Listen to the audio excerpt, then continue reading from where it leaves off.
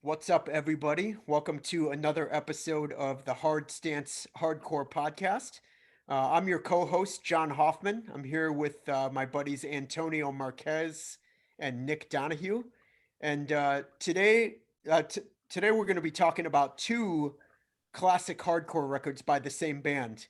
Typically, we touch on an old classic, that's the format of this, and then towards the end, we review a newer release.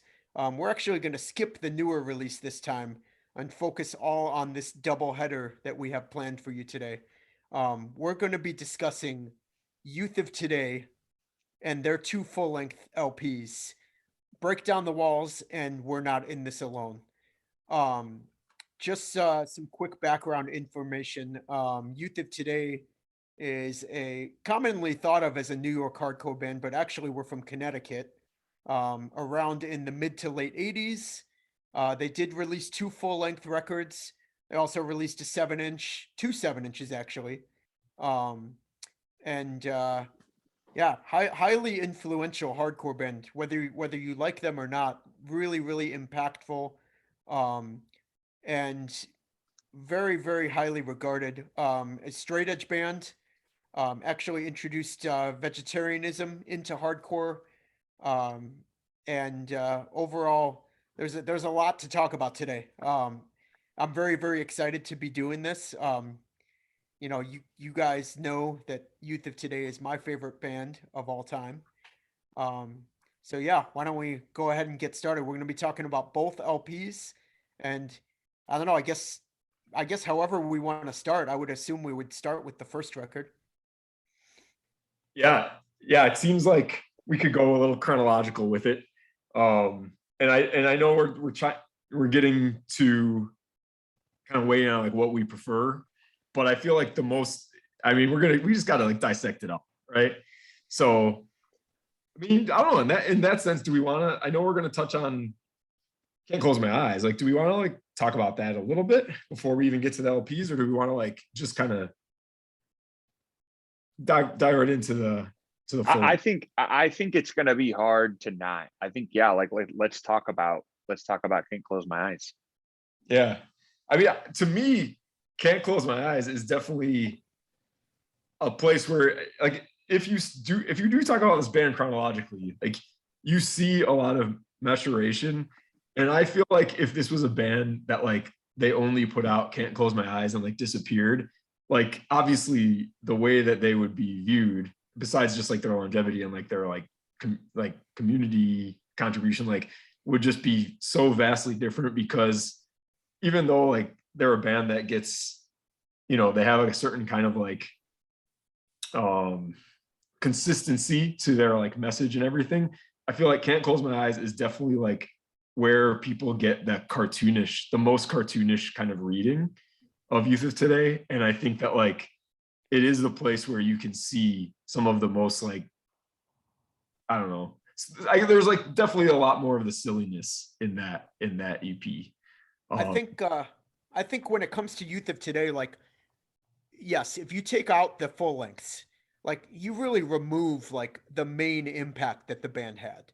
And like if we were just gonna if Youth of Today only released Can't Close My Eyes and then that was it, I mean, you would have a band that was done by what, 86, 87.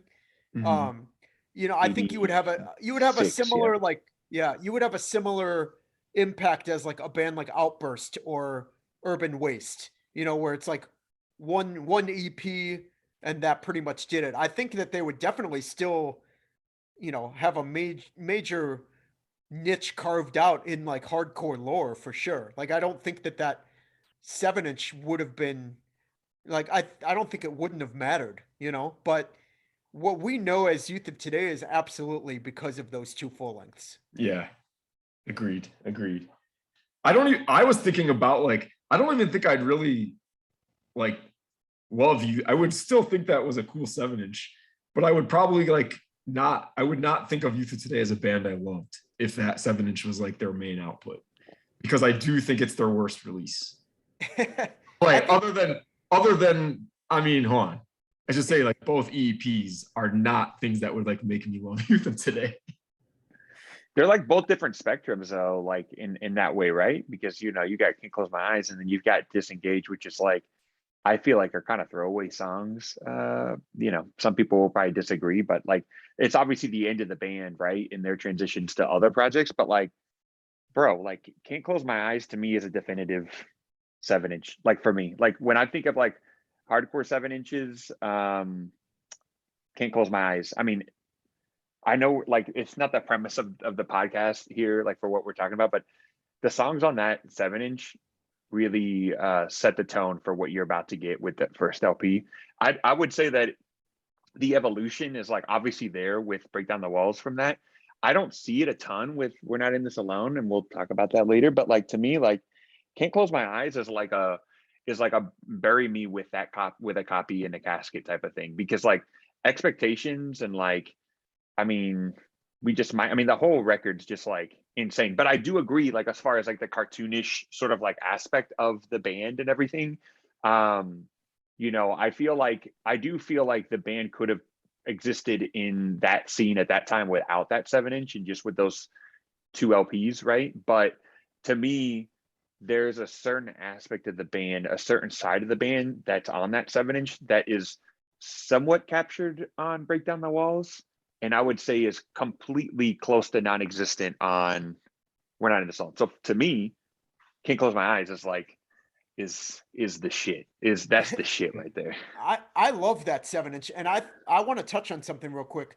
One thing, with the exception of We're Not in This Alone and Disengage, which both share the same 4-person lineup, Youth of Today's lineup drastically changes on every release. Yeah. So Youth of Today is always going to be, Ray and Porcell, right? So Ray Capo, vocalist, and then John Porcell, guitarist. It's always gonna Youth of Today will always be. Sorry to interrupt. Youth of Today will always be members of Ray and Porcell. Exactly. Yeah, but Ray and Porcell 7-inch.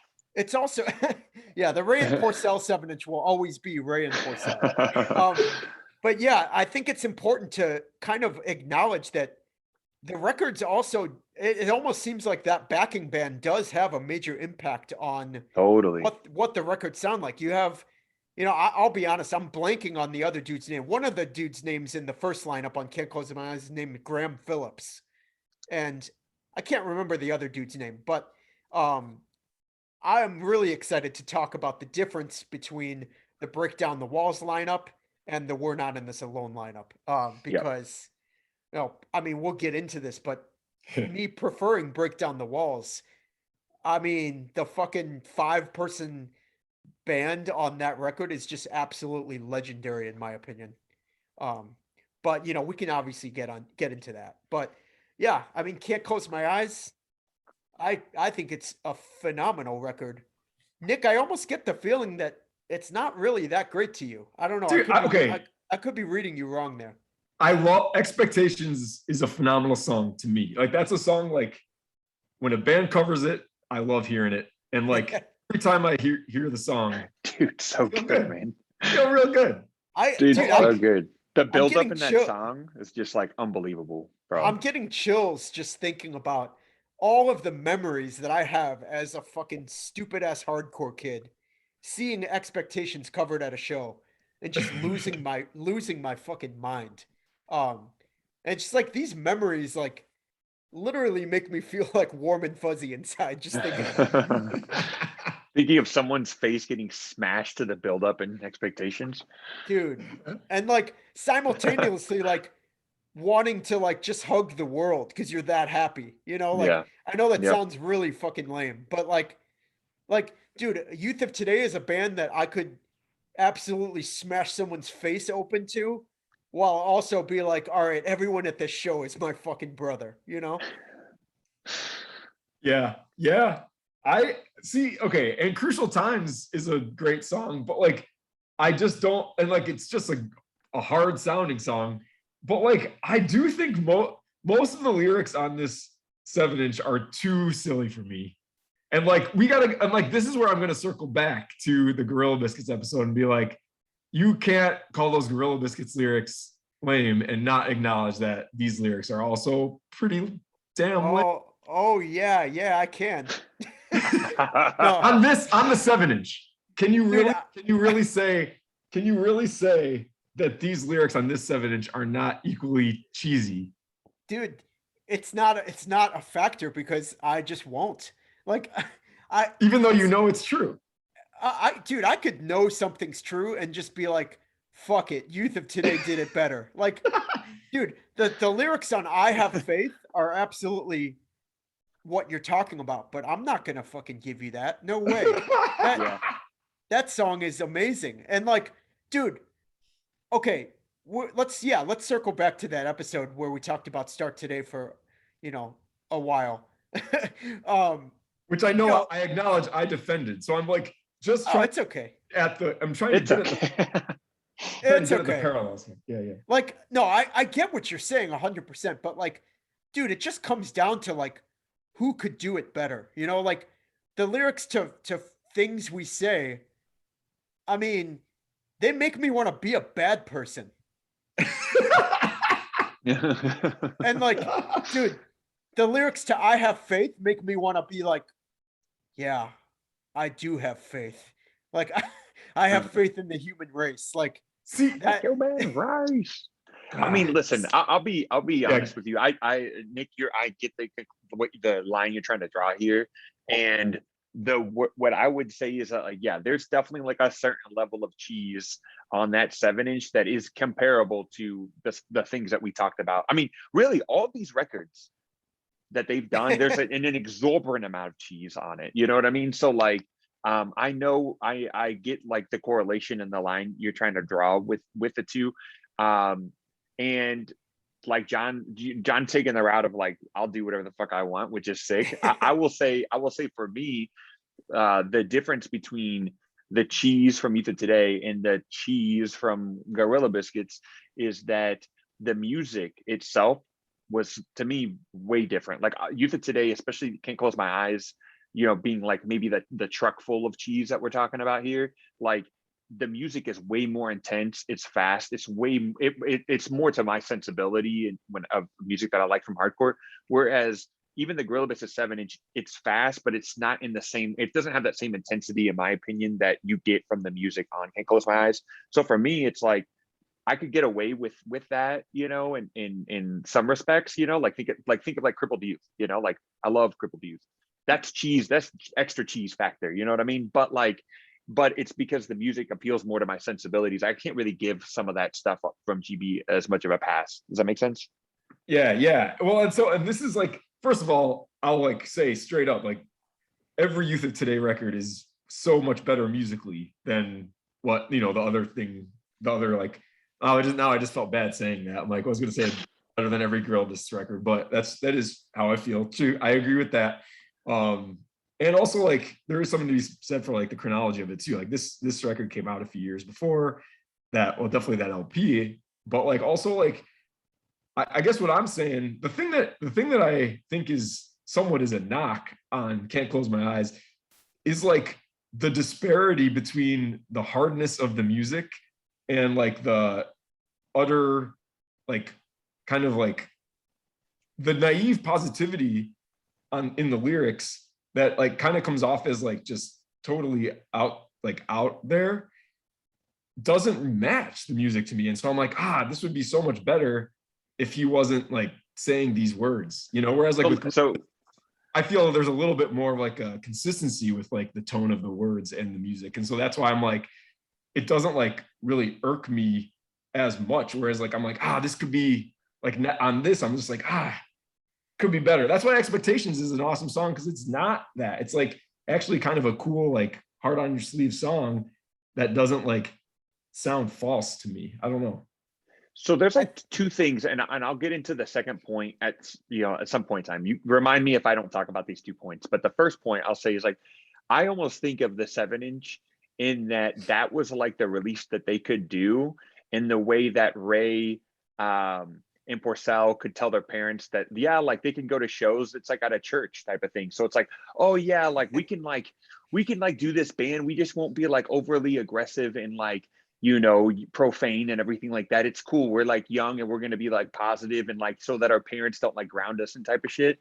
So like have that kind of like mentality of like the band, like when I look at them, because if you think about it, like Youth of Today stood in such contrast lyrically to everything that was going on during that time period. I mean, I can't think of, I mean, Uniform Choice, and we could talk about that some other time, but like there just wasn't a lot of that stuff that was around then, so like I agree with you. And I think, and I don't know, mean, I also got to think we got into these bands right when we were really fucking young, you know what I mean? So like it's kind of like where Gorilla Biscuits, we got into Gorilla Biscuits at some point in time in our life, and then we were kind of over Gorilla Biscuits because it no longer appealed to our senses, right, in a lot of ways, and our tastes.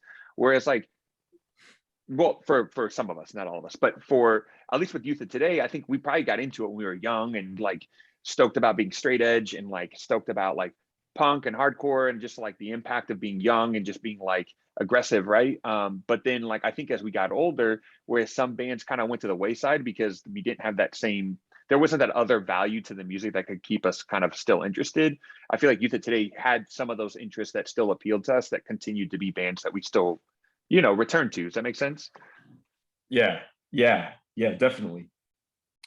I mean, You were I gonna think, say, yeah, I think that like, I mean, I know we're talking about how like there's like a naive like positivity on Can't Close My Eyes, but like, that there's so much passion and anger behind it that it creates this incredible balance that is hard not to take seriously. And I I find that, when you compare it to a record like Start Today, it's like, okay, we're talking about cheese, right? Like if we're gonna do cheese as it's like Start Today is like that AMC like movie theater cheese. And Can't Close My Eyes is like some fucking like Havarti on like a fancy cracker. see, It's like, okay, but this is the part I like kind of can't back down on because, and I want to say like, and this is something I think John, you and I kind of talked about a little bit, like just like off air, but I was saying like it's gonna get redundant if we start like just like saying stuff like, oh, these were just teenagers. Like every fucking great hardcore and punk record, I mean, not, with exception, is obviously like teenagers made the best records. You know what I mean? So like that's not like that shouldn't be like an excuse, right? And so like I'm not saying, and also it's like not a bad thing for a hardcore record to have lyrics that aren't profound or that they are naive. Like that's part of what makes it cool, like youthful and naive. But like like the song Youth Crew, you cannot look anyone in the eye and say the lyrics to the song Youth Crew should be taken seriously by anybody. You bring up a good point. I mean, we could also touch on the fact that like the only reason that we're fucking doing this podcast in the first place is because we're obviously three like, you know, man children that have not progressed in the same ways that like, the doctors and lawyers that we went to high school with have, So it's like the very essence of hardcore is like the stripped down simplicity, like, okay, we're talking about shit that no one wants to fucking talk about in their music. Like this is like the real deal. And like it's something that we understand. And it's why a band like Youth of Today or Gorilla Biscuits can mean the world to us, even into our adult years, because we remember what it was like to have this honesty out there and not have to fucking hide it. And I don't know if you guys are feeling that too, but like that's to me what makes hardcore so special and why we can talk about this and not have, I mean, I think that the disclaimer that we're giving about like how cheesy the lyrics are is almost like a humor aspect to this Yeah, podcast. Like, of course. it's Yeah. fun to make fun of stuff. It's fun to be self-aware.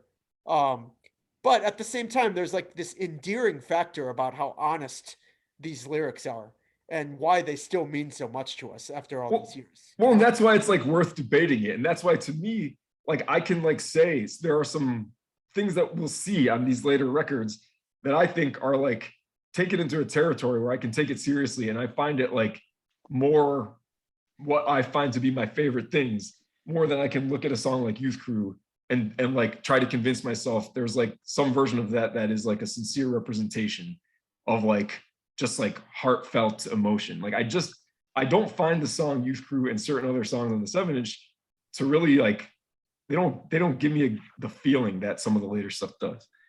All right. Well, that being said, why don't we get into Break Down the Walls? This is this has me on the edge of my seat. I I'm like ready to fucking go. Like Dan Lactose says in our introduction, let's fucking go.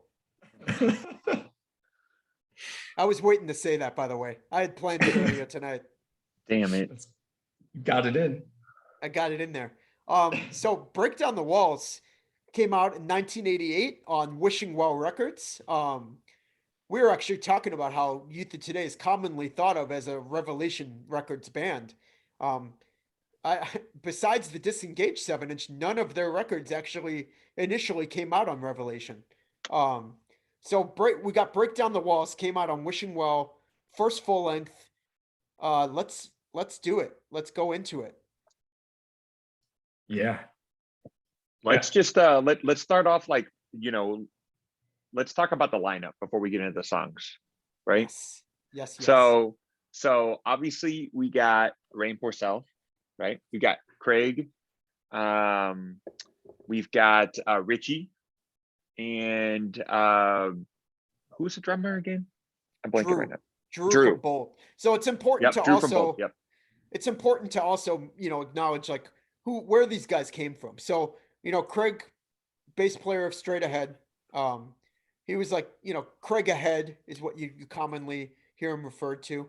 And then you got Drew from, I guess, he was in Bold, he was in Into Another. But yeah, they got him on this lineup, and Richie from Underdog, and I guess Into Another as well. But these are later bands. But Richie Birkenhead on guitar, which I don't know, man. Like this is my favorite lineup of Wnita today that ever existed. It's a pretty it's pretty insane when you think about like what those guys were doing that were in the band at that time and the impact that they had on the sound and on music in general. Like, not to mention the fact that like I'd have to like spend some time looking at this, but the fact that it was on Wishing Well, it has to be like, I don't know, right? It's got to be one of the last like relevant Wishing Well releases that probably at that time they were probably super stoked to put out, because you had Pat from Uniform Choice doing the record label. And Uniform Choice was like, we could talk about that some other time, but like such a a big part of their sound, in a lot of ways. So I feel like this coming out when it did was probably pretty groundbreaking. Let's quickly touch on like some things that you think of when you think about Uniform Choice or Pat Dubar or Wishing Well. It's like me personally, I think positivity. I think positive hardcore, and we touched on like the cheese factor of Can't Close My Eyes, but like we're talking about Break Down the Walls now. Would you guys agree that it's like a quintessential positive hardcore record? Yes. Quintessential. Yeah. Absolutely. So it coming out on a label run by somebody from Uniform Choice is very fitting. And I think that it's just when I look back on that time period, it's like these guys had an agenda. And I think that, as we go into this, I just want to push this idea that like Break Down the Walls, like really, really just nailed that agenda into the ground and made it so, like that. I don't know. What do you guys think? Yeah, I guess I don't know if I'm addressing that like exact angle, but it definitely feels like, and I guess I'm just connecting to my last comment, like it feels like the place where it became a little bit more of a thoughtful, like they were a little more self-aware, or like Ray was probably a little more self-aware about, you could really get into this with like the jump from We Just Might to why am I blanking? Oh yeah, the Time to Forgive. You know what I mean? Like can really get into that, but also like there was a little bit less of just like I don't know, it felt less like a chant and more of like he was seeing himself as like the beginning stages of the kind of like almost preacher-like presence that he garnered eventually. And like it really was the beginning of a more like spiritual representation of Ray, I'd say. Antonio, you touched on something earlier where you mentioned that this record like was so different than other records of its time period. Like, I want you to go into that more because I think that's like really a main factor in like the positivity of this record. Yeah, I mean, like I think when you think about like what was going on during that time period and like the year that this was released, I mean, this was 86. So, New York hardcore is going through like its own kind of its own sort of like cycle, right? So 86, Age of World comes out, a lot of the guys and bands, Cause for Alarm comes out in 86, a lot of the hardcore punk that was going on in the 80s that really laid the groundwork for bands like Wnita today, we're kind of starting to kind of dabble in something just a little bit different, right? Sonically, they were trying to expand their sound and potentially their audience, and it left an opportunity like a band for Wnita today that was really taking a lot of those like influences from a lot of those earlier bands like SSD and Negative Approach and Agnostic Front, and really kind of trying to make it their own kind of sound to really like hit it out of the park. And I think of this record, Break Down the Walls, as being sort of like the ground rules for this style of music going forward, right? So like, and what I mean is like Youth Crew, like these are the ground rules, right? And I think like if we're going to talk about it like as like a Bible in some ways, like this is kind of like what really like seeds a lot of bands to come in the future.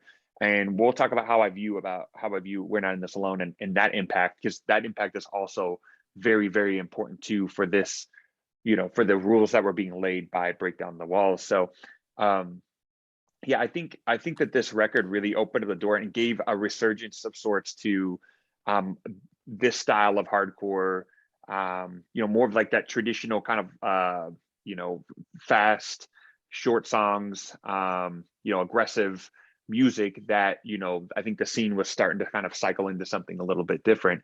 And I think Youth of Today was, planted that flag pretty early on with this record. I think that everything that you're saying is like all really good points and like a good overview on like the New York scene at the time. And I think that like one thing I want to say is that like when you think about 30 to 40 years of hardcore, right? I mean, personally, like in 2021, like positive hardcore, it's like it's something that I almost take for granted because I've seen it all. Like I've heard all the bands, like I've heard all the different types of messages at this point.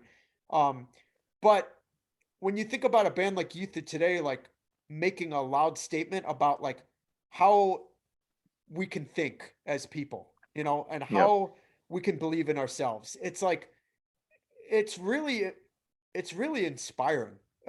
It's not something that you can just kind of brush off and be like, ah, well, lyrics don't mean shit, fuck these guys. Like it's not really something that you can say when you think about Ray Capo hitting the reset button and basically commanding that everybody kind of follow him into this like be all you can be mindset. And the only other time that I mean, I wasn't around for that, but I feel like I experienced that when the first step released their Open Hearts and Clear Minds EP in like the mid 2000s. Like I Mhm. feel like I experienced that same reset where you were seeing a lot of negativity and a lot of bullshit in hardcore at the time. Here comes along, the first step, and like I felt that. I felt that like, hey, wait a second. This can be better. We can do better. And I really think that that's what Ray did. Well, and I I think. think, sorry, no, go ahead, Antonio. Oh, before we like continue down on that piece, I just want to like ask something, and we could table the majority of the discussion about this at a later point. But like, you guys were both around when Floor Punch came and basically started what would be considered the second wave of Youth Crew, with obviously Break Down the Walls and I used to say really planting that flag of what that first wave of Youth Crew music is, and ends by 90 or something like that. And Floor Punch being the beginning, you know, one of the bands from the beginning of the second wave. And John, you're speaking about how the First Step was that first band for you that you felt like kind of like had that feeling again. Did you not have that same feeling when you with Floor Punch and experiencing Floor Punch for the first time? You know, I'll be honest with you, like Floor Punch is like a year before my time. So it's like, Yeah, you I'll know, say before you even go on, like I would say even when the first time I heard Floor Punch, they were already broken up and like kind of Got like it. a recently old band, if that makes sense. Yeah. right. So the youth crew resurgence of like the late 90s kind of spilled into the early 2000s, but It did, yeah, um in like my opinion, at least. that resurgence really was more like, okay, these bands are mostly broken up, but like, you know, 10-yard fight, In My Eyes, Fast Break, I guess Atari, you know, but like Floor Punch, it's like this crop of bands, it's like I'm looking at all these records kind of all at the same time. Like, okay, I've got the music. I don't necessarily have like the live experience or the experience of the impact these bands made, but I've got the records and I'm looking at it and it's like I loved the music. I didn't really give a shit about the message, really, with those bands. Um, I to this day, I don't really think that those bands had a ton of impact on the scene when it comes to redirecting things to be more positive. I think it was more sonic. Um, and you know, somebody that was around in 95 or 96 could easily call me out and be like, "You're full of shit. You don't even know. You weren't there." Like, fine, I get that. But when I'm looking at the records themselves, like, I mean, I never got really much of a, you know, believe in yourself vibe from any of that shit. It was more Well, like, go ahead. and so also for me, 10-yard fight was like a huge deal. Like that was a band that like I loved so much that did, I like, remember.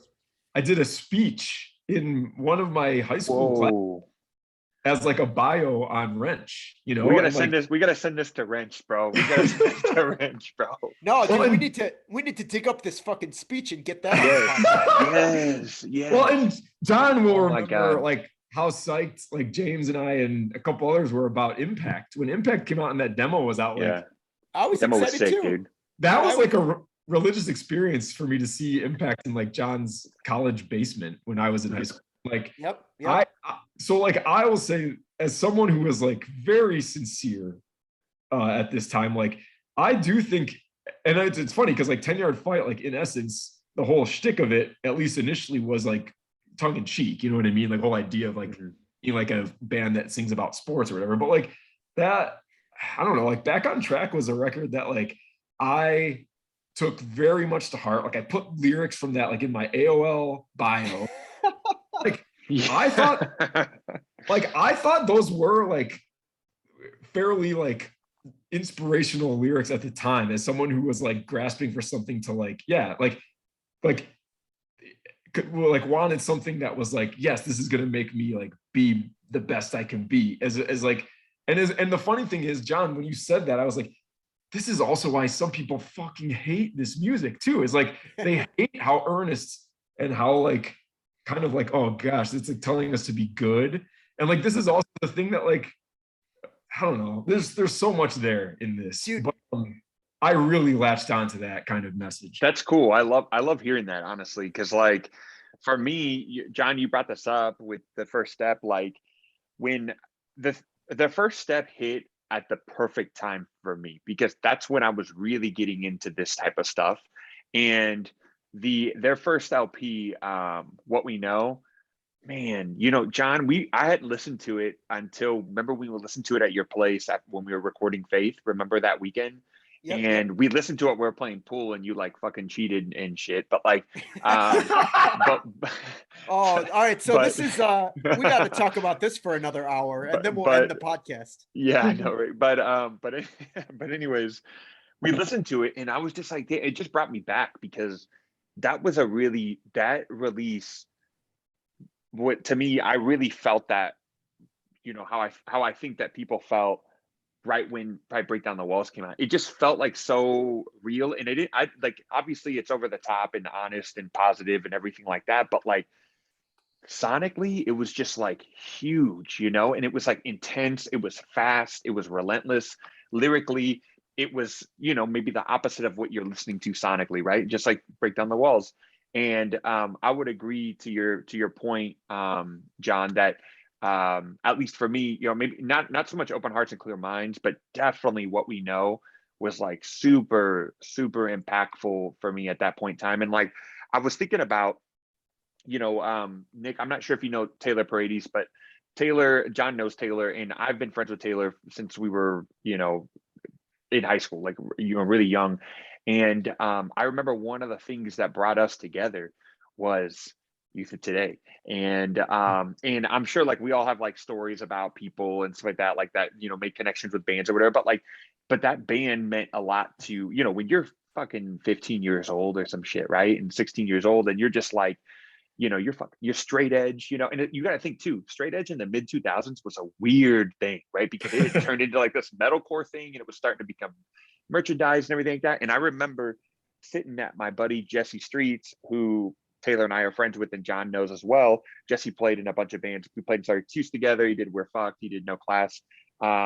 But we were in his apartment, and I remember Taylor had just gotten a tattoo, and it was of the fist with the X, like the classic fist with the X. And I remember like we're listening to like Down to Nothing and you know, like The First Step, like basically trying to eat up any shit, 10-Yard Fight, all that stuff that like really kind of resonated with us. And honestly, it like really brought us together. We made that connection, and we've been like obviously friends ever since. And I think that that's like something that's kind of special. I think that's where I think Youth Crew, and this is a tangent, but this is where like I feel like Youth Crew really does its work, right? Like it's a time and a place music to me, and I feel like being young is the best way to get to it. I can't imagine a person that's discovering hardcore and being able to make the connection with bands like that. And I don't mean that in like a bad way. I just feel like it's got to be a hard leap to make, because you have to get through all the cheese, right? You got to get through all like the stuff that like you would be like, oh, like, you know, your musical palette is so advanced at that point in time that like you would just be like, oh, like I'm not gonna listen to this because it's like, you know, me, you, Youth Crew, like this guy sounds like a clown, like I don't want to listen to him, you know what I mean? I So think I think it's cool that you're bringing up like old friendships because like, or you know, obviously friendships that are still around, but it's cool that Nick and I are both on this podcast because like, dude, literally in like the early 2000s, like Nick was like my fucking straight edge brother. Like, and like, dude, like Nick and I mean, we went through everything together when it comes to like getting into this music. Like, I mean, right? Yeah, except you didn't have an ensign windbreaker.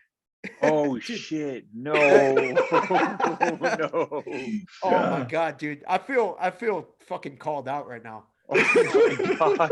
You had an ensign windbreaker, bro. No. Dude, talk about a band that is fucking terrible. I actually, so no, you know, I will say this. I actually, yeah, I'm not gonna like spend too much time on this, but like the like early ensign material, I don't know, whatever. I'm not embarrassed for having liked that when I was a teenager at all. And like having the windbreaker is another story. But Dude, in my opinion, you having the windbreaker is probably the only thing I can say that's good about Ensign. yeah, I no, would agree with. I'm gonna agree with John. But let me just say, like Nick and I getting into this music together, I think that's something to be said about Youth Crew. And then after this, I really want to just get into like the music of Break Down the Walls because we beat the lyrical content to death at this point, and I'm sure it'll come back around. But Youth Crew is a style of hardcore that very much does bring people together. And I think that when you compare it to something like its polar opposite, like something like Blood for Blood or Cold as Life, like, yes, of course you're going to have a common bond with other people that listen to that stuff, but it's very isolating music. You know, it's very much like, okay, you're going through some shit. I get it. I can speak to it, but like you are in this alone. You know, it's like you're not gonna bond with someone too much over the lyrics on like Revenge on Society or Born to Land Hard or Master Killer. It's like that's a journey that you face alone, straight up. And I think that when it comes to Youth Crew, it's like more of a journey that you face with an open mind with your friends. And like I know that sounds as cheesy as it fucking gets, but I think Wow, it bro. no, I'm serious, dude. Like I think that that's what is to be said about like this type of, this like very sub genre of hardcore Yeah. known as youth crew. I think it's like it very much brings people together, and you know, it's positive for that reason. Yeah. Well, I want to. I know. Yeah, I agree. We got to like get to like the meat of this, but I do think examining the overall like philosophy of like youth crew or whatever is like a worthy component of this, because I've said this. I've not even said this to you, John. Like I kind of feel like youth crew is this thing where, and I think I have to always say that I think youth crew is like very worthy of a lot of the criticism it gets too, because of it like sets a certain standard for being, positive and being like welcoming and being friendly and like kind of like this like, I don't know, very like antithesis to like the world of like self-destructive or like nihilistic rock and roll or whatever. But like I think because of that, it also like is sometimes easier for people to poke holes in too, and just be like, well, like here's where it falls short, like in terms of inclusivity, here's where it falls short in terms of like actual sincerity, because like all this stuff can become just as much of like a repetition or like a what's it called, a rehash as like any of the other like tropes that get done over and over and over again with punk music or like rock music in general. So like I do think, I don't know, because it's so dependent on sincerity, it's like you're almost, if you want to like love youth crew music, and this is why I'm gonna have to mention the Plagued with Rage 7-inch here as like I can't not say it. It's gonna come up again, but like there is something so like utterly sincere in like a record like that like even if you hate it, which I know probably a lot of people do, like you just like can't deny that there's like I feel like when you love youth crew music, you're like seeking like that sincerity or like that. I agree. Electricness in like in a way that you don't. I don't know. Now I'm veering, but it's just a weird. I don't know. You have to be.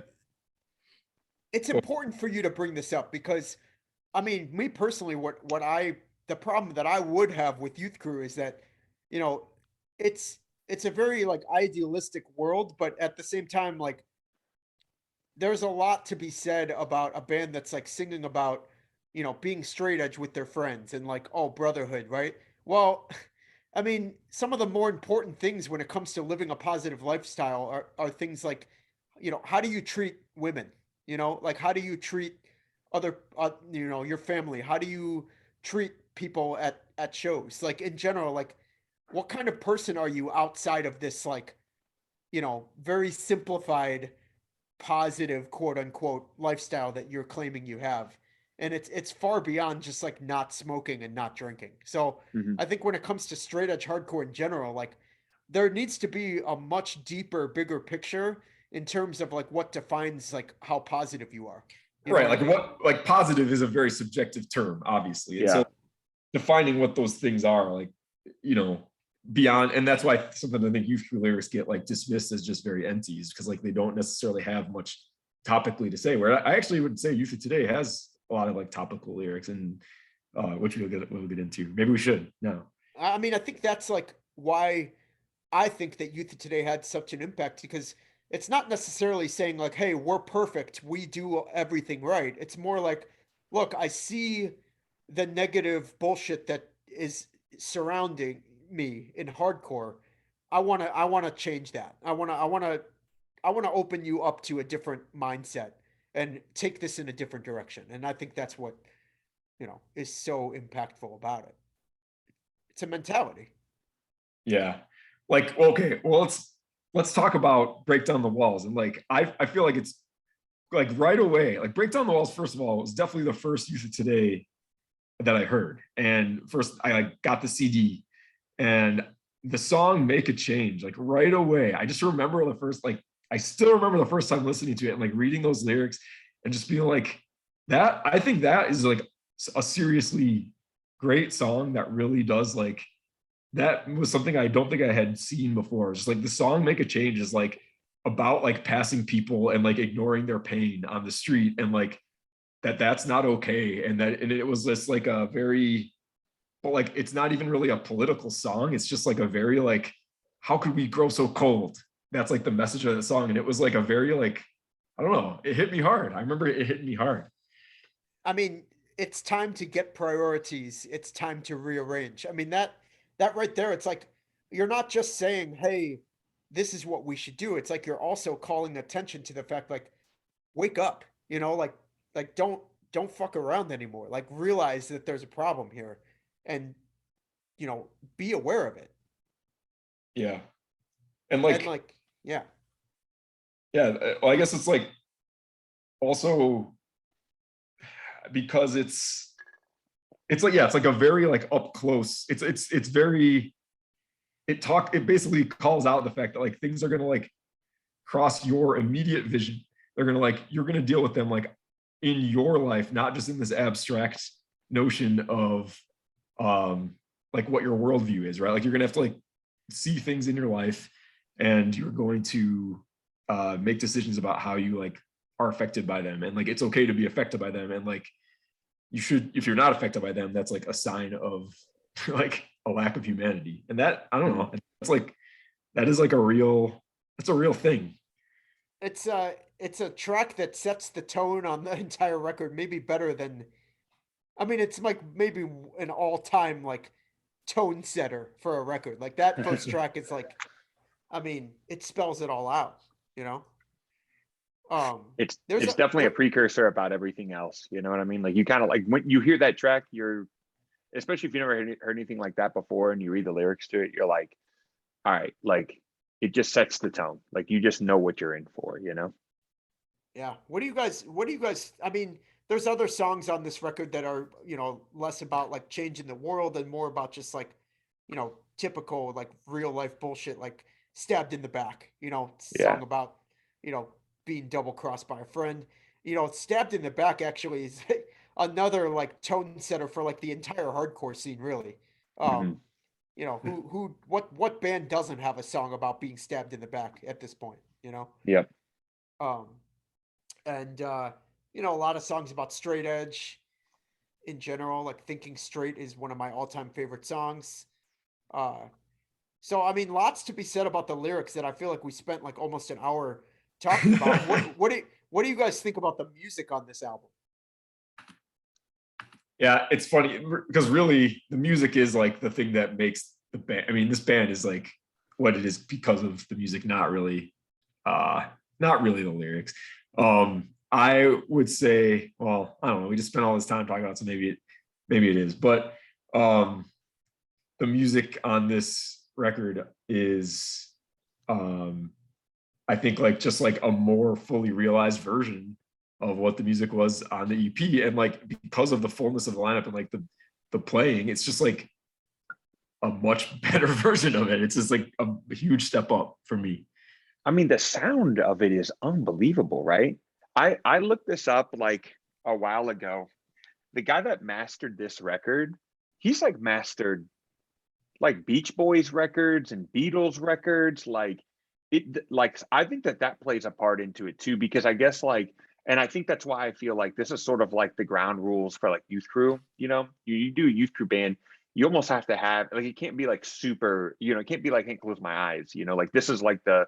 It's got to be a little cleaner. It's got to be a little sharper, clearer. You know, and I think that that really like kind of adds to this because before, I mean, you think about a record like Victim in Pain, people will say sounds like shit, it's terrible. I mean, obviously there's like an aspect of that record that like you can look back, and I'm sure now you appreciate it for the ways that it does sound, right? But like Break Down the Walls sounds like it's a very professional sounding record, sonically speaking. And then you mix the fact that it's in a lot of ways, in my opinion, sort of like an extension of all the great parts of like SSD, with like like an even like more positive twist, way more like in your face aspect of it done by like younger kids. Like I think those are the aspects of this record that really do it in for me, and not just the music, but also like this is also before they kind of came to the realization of like how their appearance really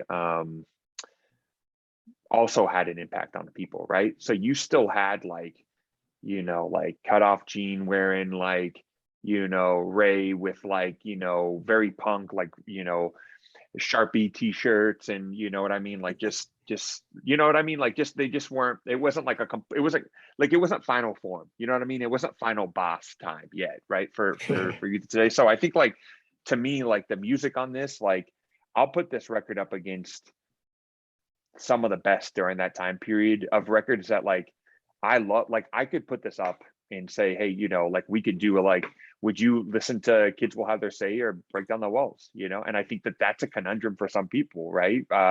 And you'll have people that'll be like, oh, definitely like Kids Have Their Say or whatnot, and you'll have people that say Break Down the Walls because it really, both those bands kind of divert in a lot of ways to appealing to certain sensibilities, But I think that's the biggest shock to me when I listen to Break Down the Walls, is just how explosive it sounds. I mean, Make a Change, Thinking Straight, Stabbed in the Back. I mean, like it just rolls. You know what I mean? Like it's just kind of like there are some slight lulls. Like Honesty. Yeah. I mean, bro, like it starts off with the count, and then it's just like ding, ding, ding, ding, and then the ding, ding, and then it's just like, it's like a straight up, like I made it sound like a beat down part, ding, ding, ding, ding, ding, ding, and it's just like insane. You know what I mean? Like it blows me away. Like even to this day, it blows me away when I listen to it. It's just like unbelievable.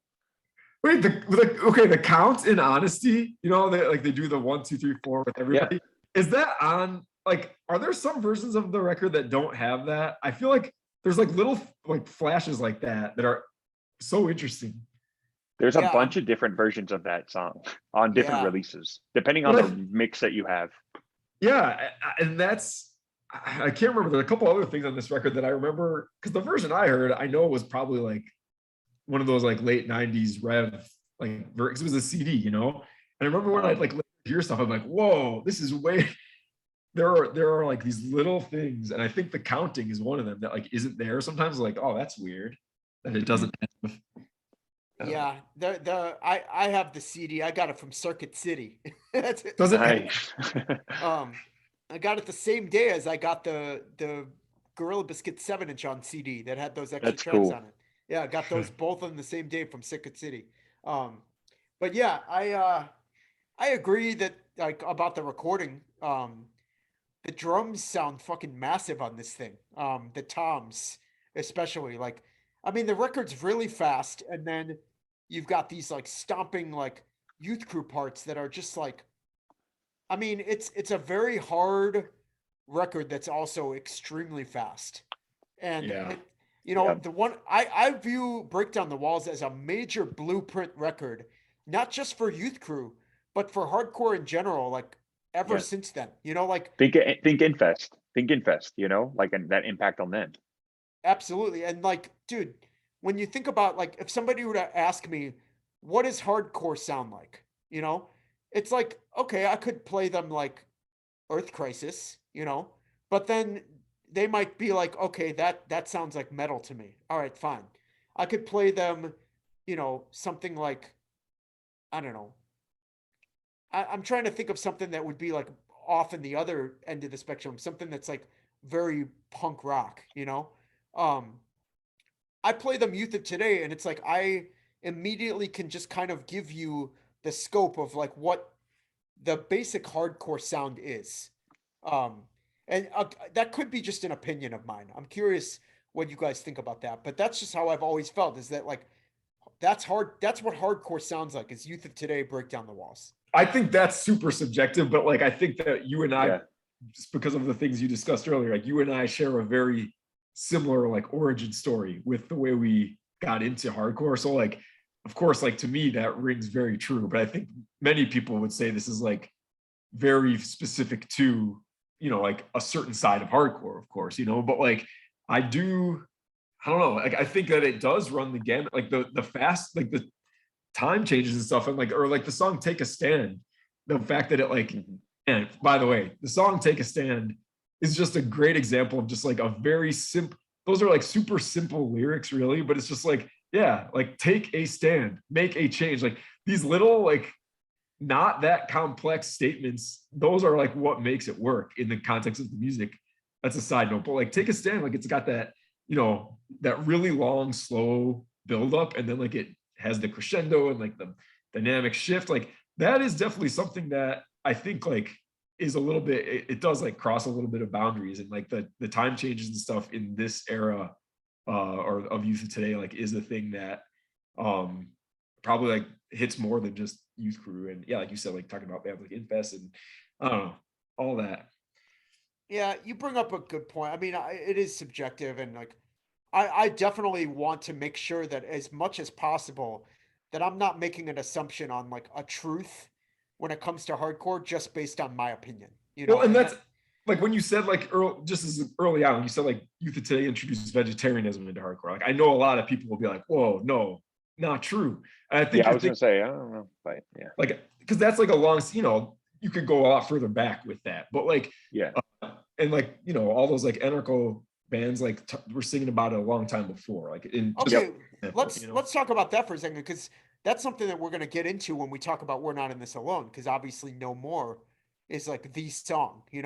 But like, I'm not saying they were the first band to mention this, but I am saying, and I'll say this for sure, and somebody can call me out for sure, but I mean, did any band drive this point into the hardcore scene as deep as Youth of Today did?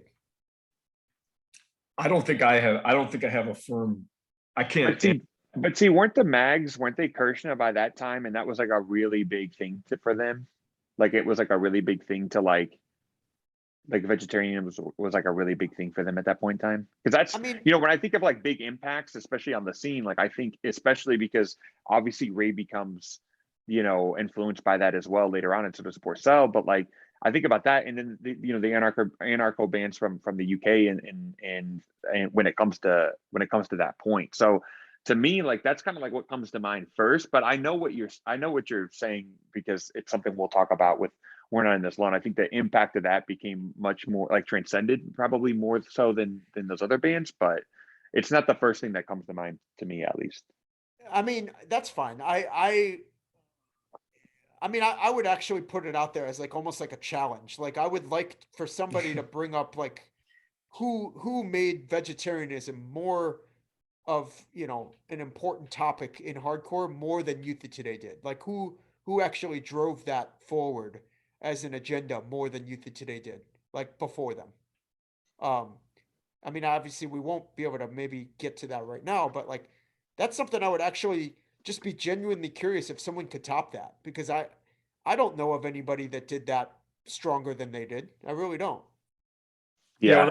I- and I would say like just because of like how closely associated vegetarianism and veganism has been with like the kind of like Youth Crew, and then later on just like straight edge in general, I would say that like does, I mean, I don't know, yeah, I'm not confident in asserting this either, but like Mm. I would say that Youth of Today was definitely a band that really cemented that connection Totally. Yeah.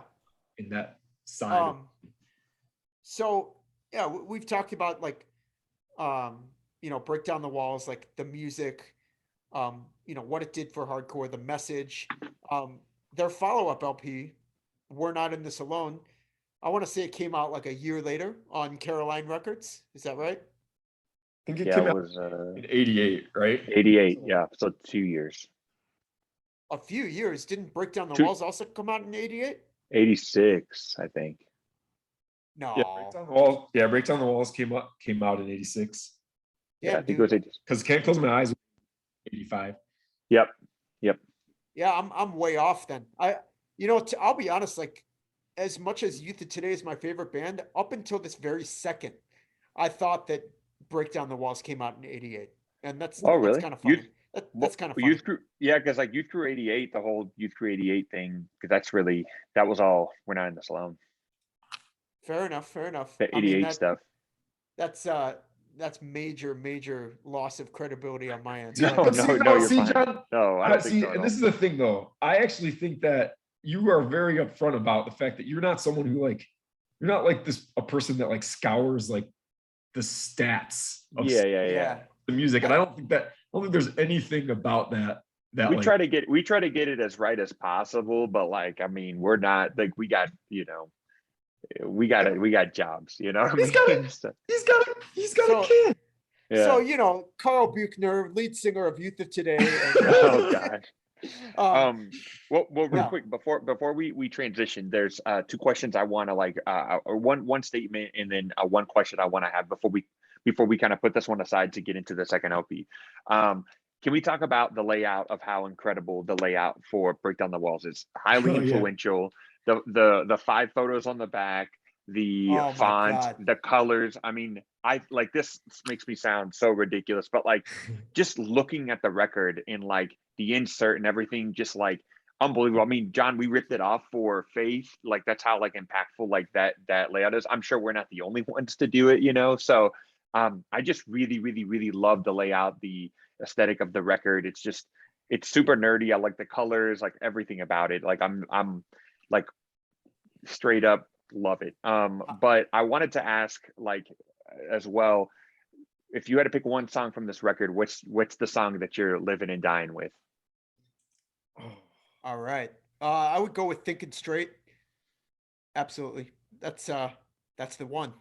I even added it to to the intro of our podcast. But that's it. That's the one for me. I think I'm saying Take a Stand. God, or Make a Change. Make a Change just because it. Oh, I still remember the first time I heard it. Nick, let me ask you this. Does the added like youth crew intro to Take a Stand on Break Down the Walls, like, is that a main factor? Like, is that essential? Because like the earlier versions don't have that. That is funny that I'm saying this because of the fact that I was saying the negative thing. Isn't it? I don't know, but there's yeah, I don't know. Who cares? I'm gonna eat my words, but I love the version of Take a Stand. I don't know why. I just love the version of Take a Stand that is on this, and I will. Dude, I agree. I mean, that entire Yeah. there's like an entire intro with lyrics that Yep. that wasn't on the earlier versions, and I think it's fucking Well, incredible. I guess that's what I'm saying is like I kind of made the lyrics the focal point of my criticism of Oh, I see. my eyes, and like no, but like this is also the lyrics to Take a Stand I didn't highlight as part of a problem, but I think the lyrics to Take a Stand are cool because they're so simple and they are like, I don't know. Yeah, I like everything about Take a Stand on this version. Yes, the added elements are like what makes it the better version, obviously. Dude, if you have a single negative thing to say about the lyrics to Take a Stand, you're fucking nuts, man. I don't know. I think it's great, but I just feel like I didn't highlight that it was an exception to that rule in Can't Close My Eyes.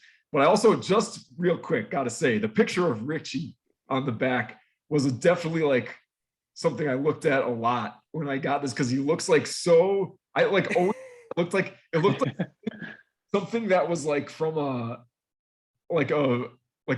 victim of war, or like there's something about like the face he makes that makes me think Intensity. of it. I don't know. Yeah, I don't know what it was, but I was like, whoa. Can you replicate that for us by chance? I don't think I can. I don't think I can. Nick, when Yes. when you said like it's something I looked at a lot, like obviously like the first thing I thought of is like you saying like, oh yeah, I looked at it all the time when I was like masturbating in my room. And I'm like, Oh, God. I'm like, and I'm just gonna go ahead and say I think that Antonio was thinking the same thing. I'm just gonna throw that out there. Yeah, I mean, I was thinking a lot of things. Let's just put it that way. Oh, I you know, mean, I would say like straight up, like for me, like I want it to be so many songs on this record. Like I thought about this and I was like, maybe it's Honesty, but like, Honesty is an interesting song because it's sort of like a change of pace, in my opinion. When you're rolling out of the songs on side A, right? I'm gonna have to go with Take a Stand because hell, like that song, so hard. Like it's amazing. Like I mean, I think almost I one of the bands I've played in has at least covered it. Maybe two bands I've played in has covered it. But like it's a fun song to play live. It's hard. Like I'm living and dying with that song for sure. Did you guys cover the Break Down the Walls version with the intro? Yep. Yep. Fuck yeah, that's awesome, dude. I would lose my shit if I saw that. That's awesome. So we got two for Take a Stand, and then me with Thinking Straight. Yep. Love it. And yeah, dude, the layout, the artwork on that, like, if you could call it that. I mean, I'm right there with you. I've got an original Wishing Well press, and I'm proud to say that I have that one. Because I don't have like a big collection, but having that an original version of that and looking at the way that it looked when it first came out, I mean, still just gives me chills just thinking about how important this record is to me. And I Yep. think that when you look at everything like we are, that's like what we're here for, is to like gush over all of this shit. And like I think that's a good way to kind of close out our discussion on Break Down the Walls. Yep. But this is going to come up again when we're comparing it to the next record, which is We're Not in This Alone. So it came out in Caroline, like I said. I don't know why I'm starting with this, but the first thing I want to mention is just that there's actually two mixes of this record that came out, Yeah, there are. which actually differentiate the first and second press. Mhm. One of them sounds very bad, and in my opinion, more awesome. Um, and then the second one is a lot better, quote unquote, of a mix. Uh, I mean, that's not really the best introduction to talk about, but I just want to get that out there real quick. Yeah, it's I important kind of do. to talk about that.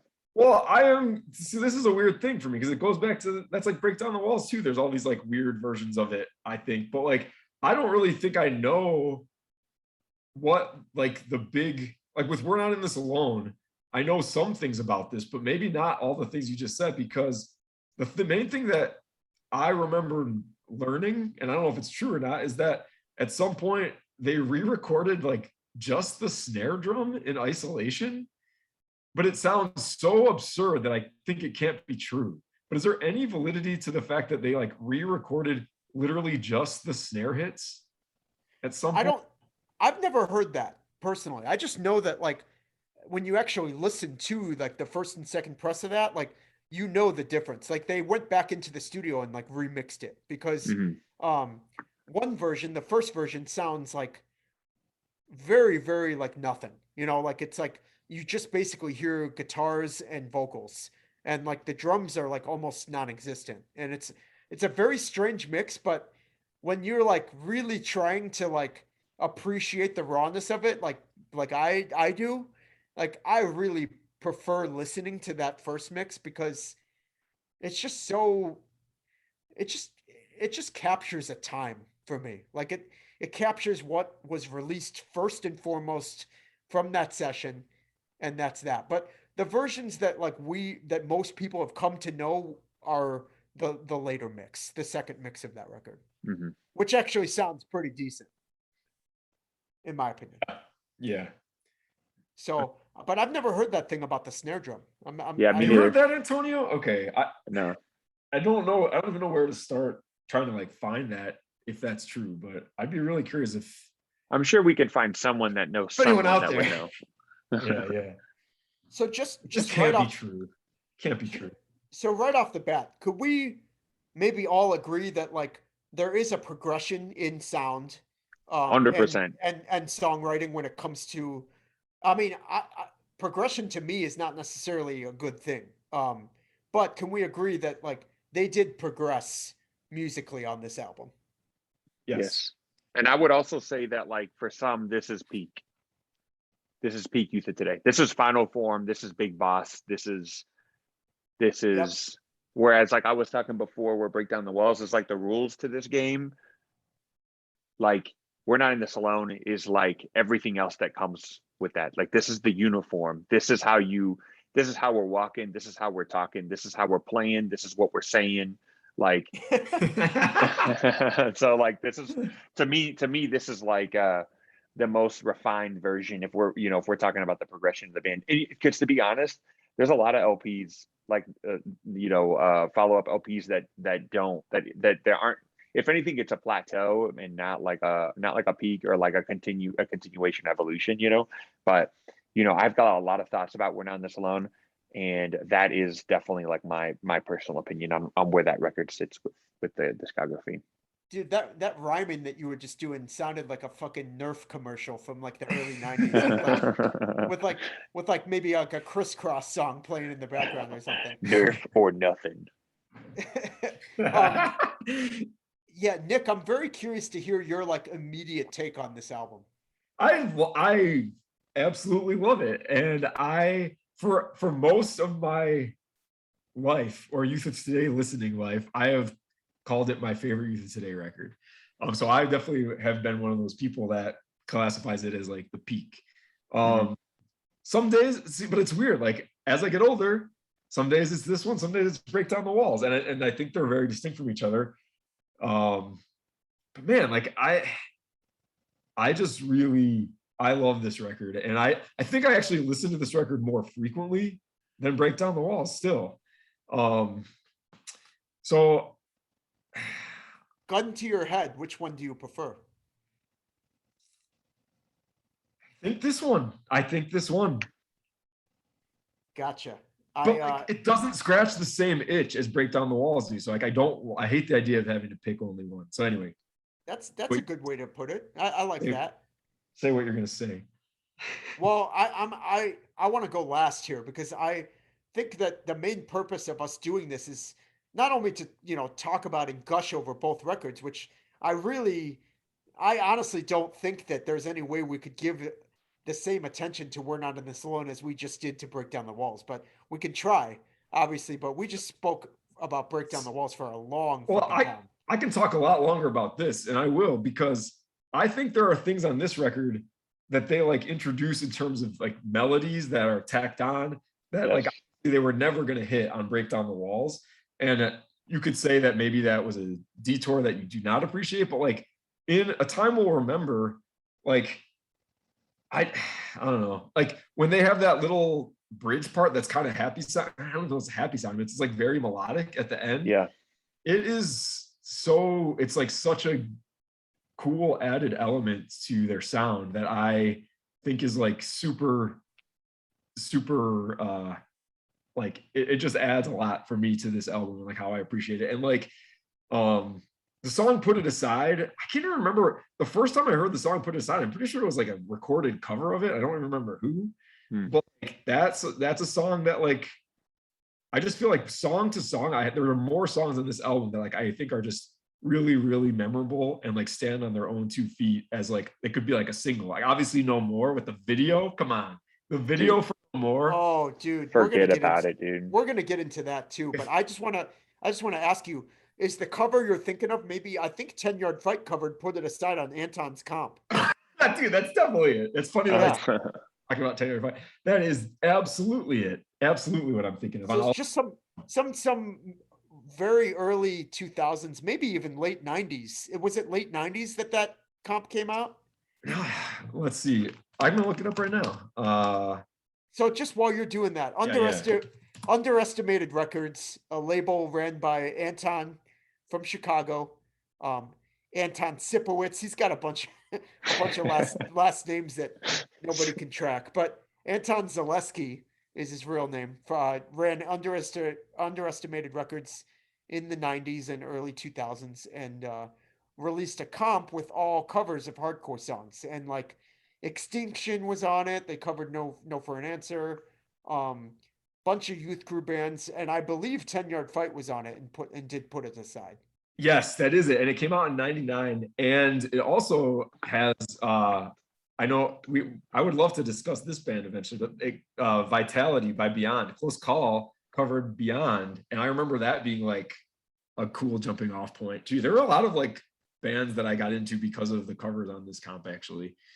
It's really funny how a forgotten comp like that could open up so many doors. And I don't say forgotten as like a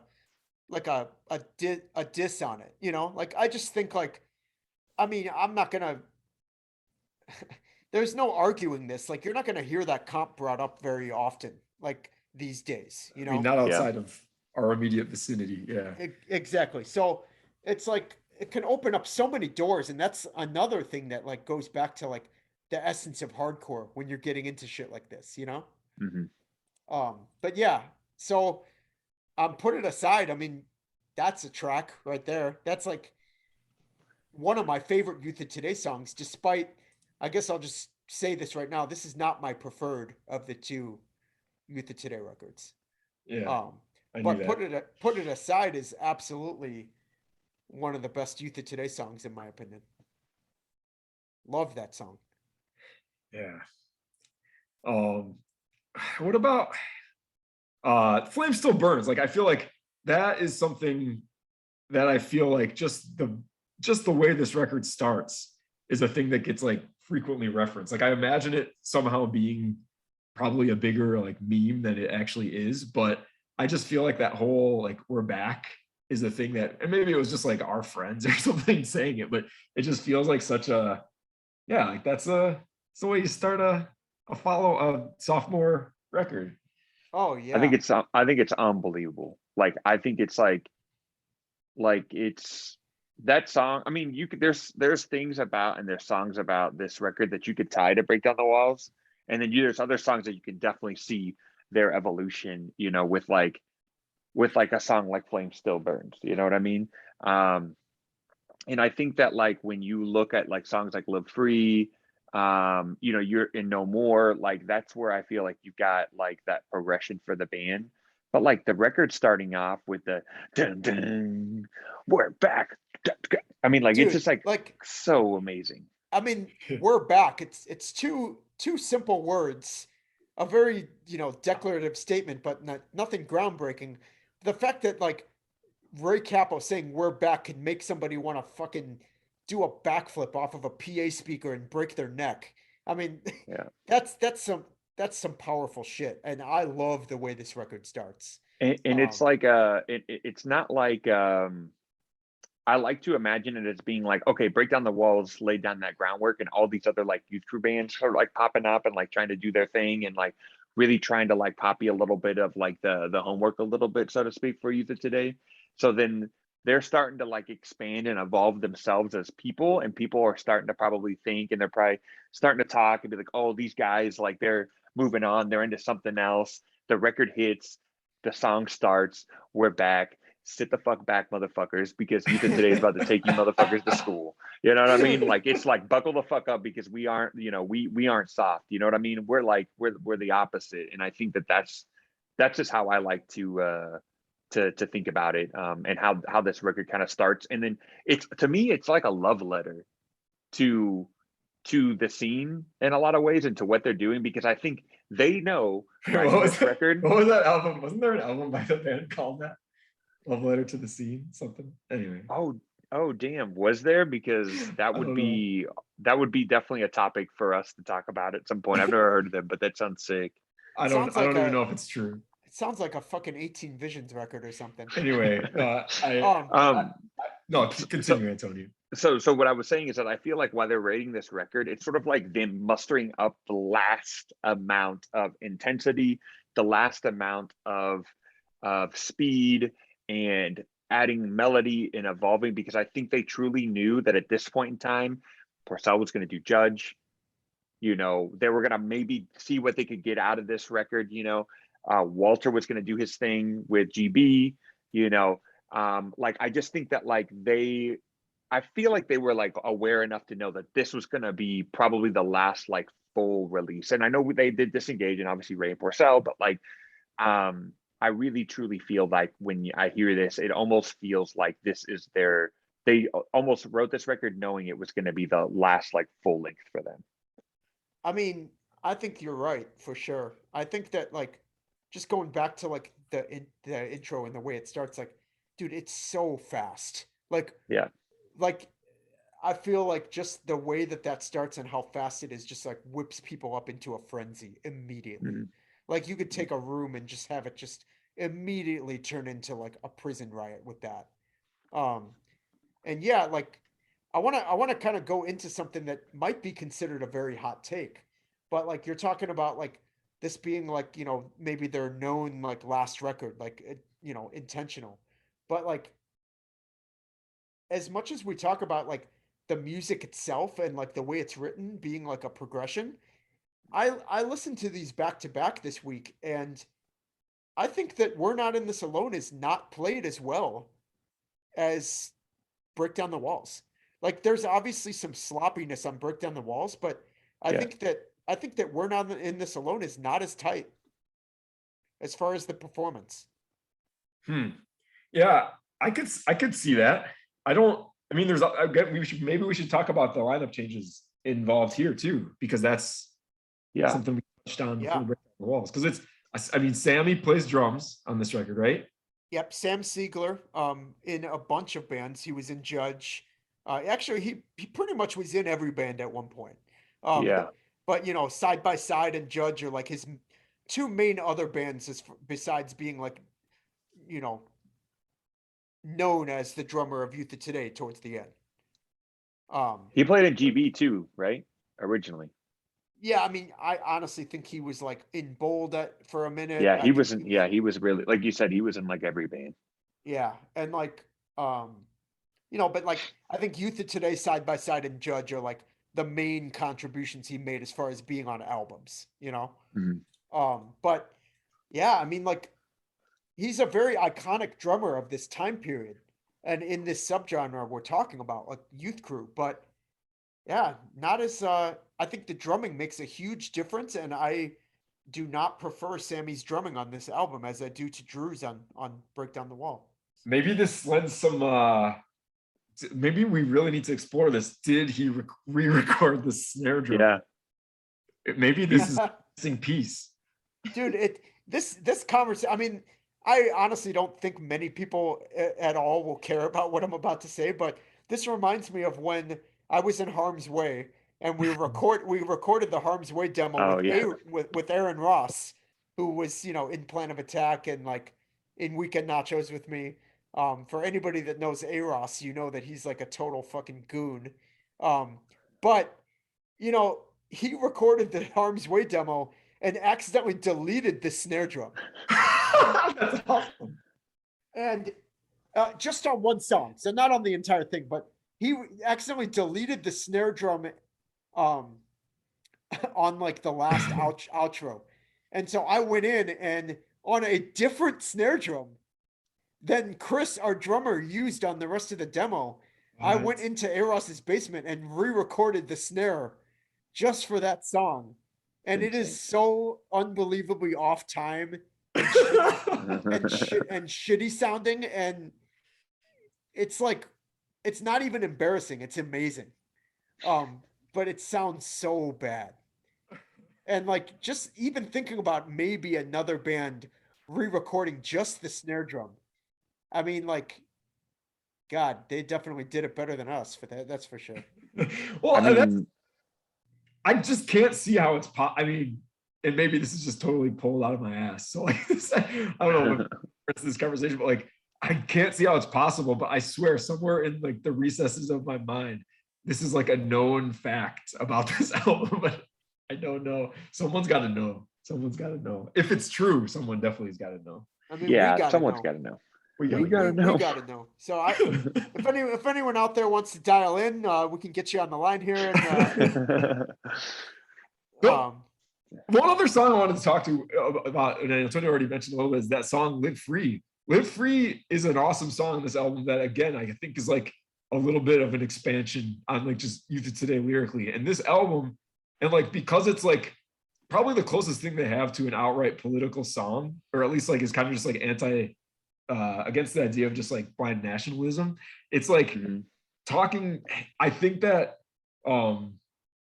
it's like represents to me another reason that I think I might take it to be my favorite album, is that it's like the first time I feel like the content of the lyrics actually matches the intensity of the way the music is presented too. Because it's like there's just so much more of consequence here, even though it's like still not the most like complex of lyric, but they're just like kind of getting to the most, it's most believable to me to imagine someone sustaining that level of passion throughout like the album length that this record is. So it's just there's more variety in what's covered in the lyrics. I'll give And it that. I think the lyrics to this song are pretty good. I think it. I'm looking at the track listing, and it's probably my least favorite song on the record.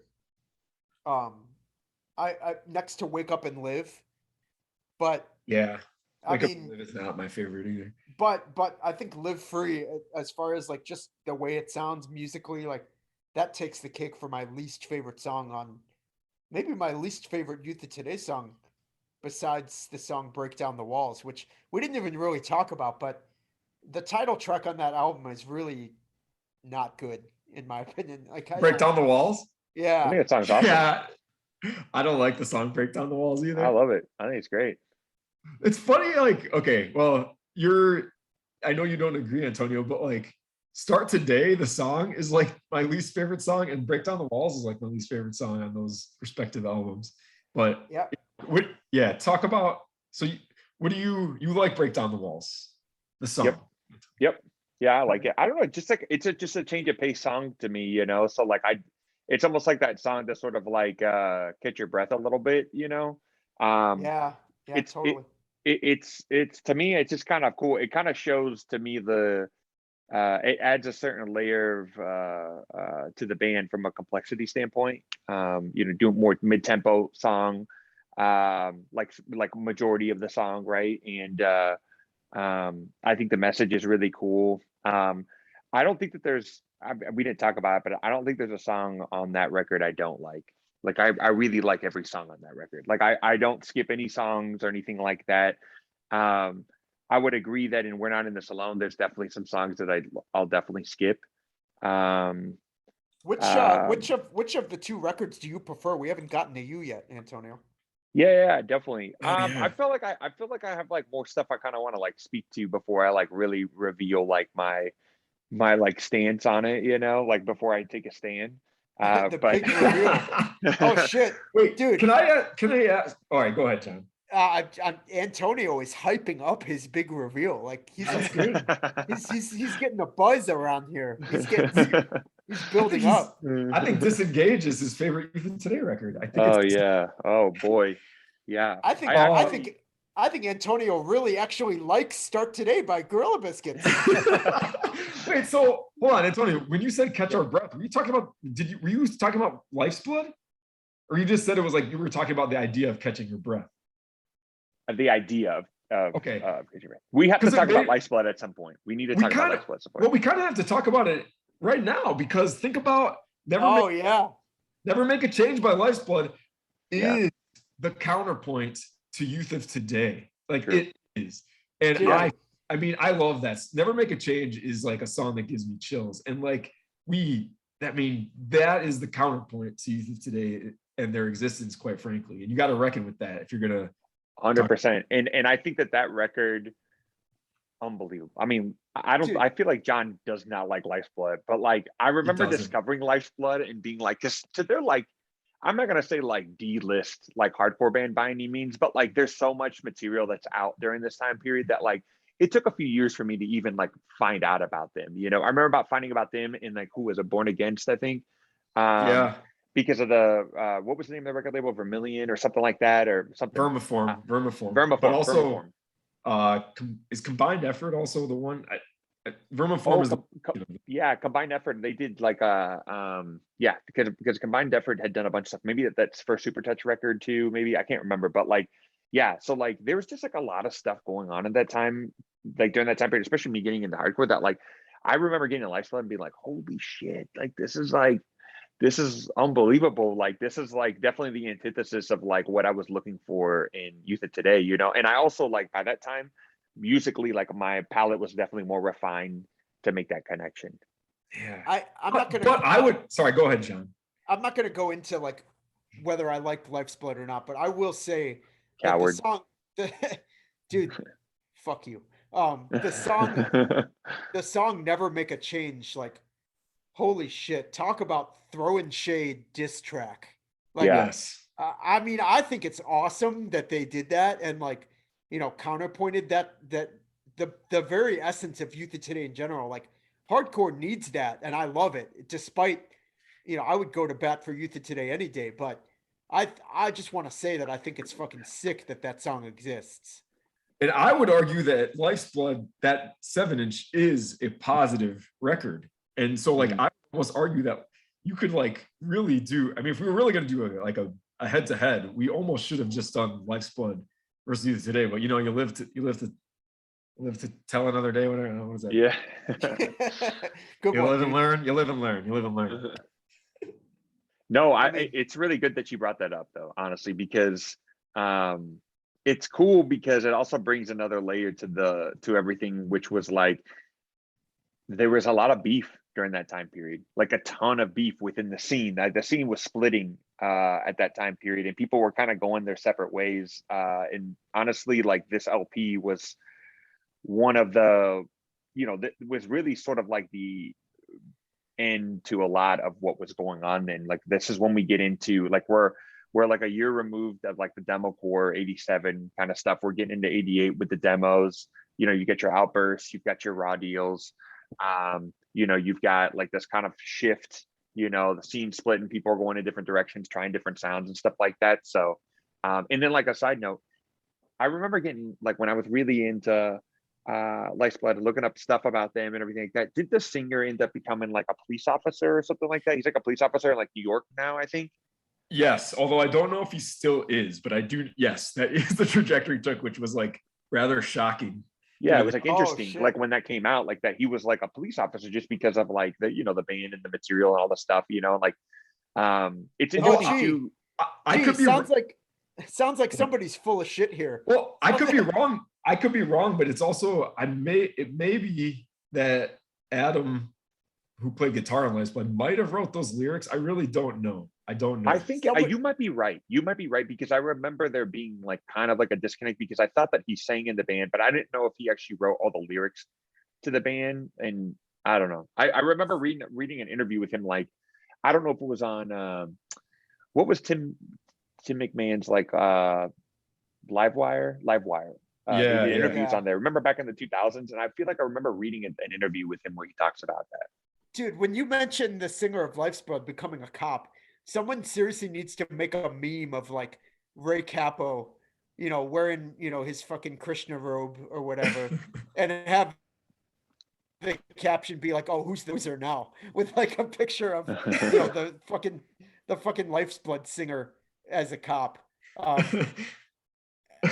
Because I mean, like, I don't know, man. If I'm gonna go to bat for Youth of Today versus that obviously cool song that Life's Blood wrote, and then the dude is gonna go and become a cop and be like, "All right, yeah, keep talking, you fucking nerd."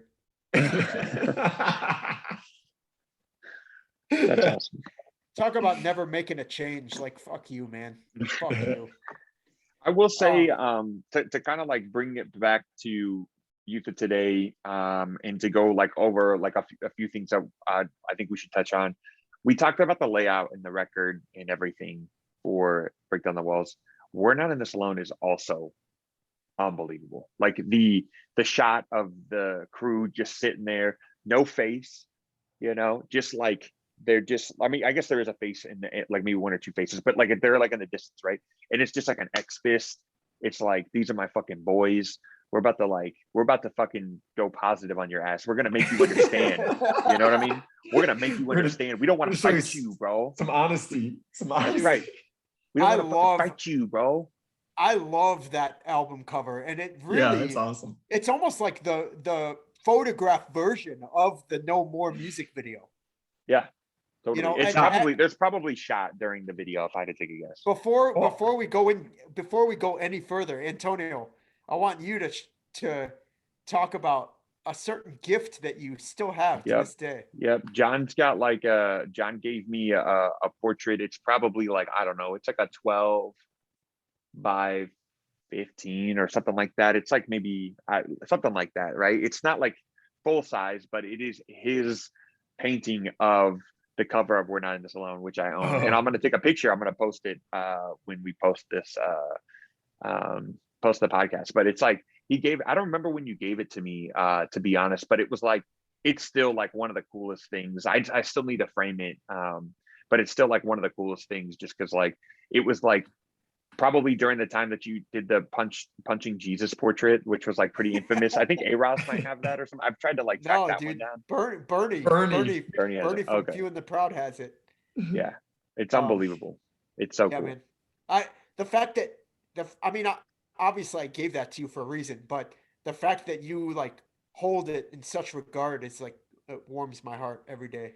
It's cool. Truly. It's a really cool thing. I remember like showing it to Jody, and she was like, "What is this?" Dude, Is one of the is pretty funny. that's a real my wife thinks I'm a fucking dork moment. Yeah, dude. Yeah, That's awesome. 100%, 100%. So, anyways, artwork. Do you guys have any like? Do you guys share the same sentiments on the artwork? I think you can put it up there. You can make the argument that it's just as cool as Break Down the Walls, if not cooler to some people. I mean, I think I could just say I looked at that cover a lot. Mhm. When you were Oh shit. wishing that it was Richie on the back instead of Walter. Oh yeah, Richie's Oh, not damn. on this record. Is No. he? Oh, dude, this is Walter, Sammy, Ray, and Porcel. I forgot that there's no second guitar. That's Nope, yep. that's salient. That's salient. What? I said it's salient. It's salient to mention that there's only one guitar. Dude, I don't know about this big word you're throwing at me, man. Look it up. Look it up later. We'll talk about it. Look it up. Look it up. But yeah, dude, the artwork, I love that photograph, and I kind of want to go into the song "No More" now, just because Yeah. that photograph reminds me of the music video. But I mean, we were talking about vegetarianism earlier, and like "No More" is perhaps the most quote unquote like political song on the record. If you think about like what reasons somebody might have for being vegetarian beyond just not eating meat, Mhm. And as a meat eater, I mean, actually, I think all three of us eat meat, and with the exception of you, Antonio, both you and I were vegetarians at one point, Nick. Yeah, I But mean, I was vegan for 15 years. yeah, until you sold out. Um, Yeah. Yep. so, like, dude, um, the lyrics to "No More" are fucking fantastic. Yeah. Like, I, dude, I get so amped about that, and I'm not gonna fucking change. I'm not gonna stop Mhm. eating meat, but those lyrics are just fantastically written, and it is such a incredible song. Like I mean, I don't know. Like, do you need to be vegetarian to appreciate these lyrics? I would say no.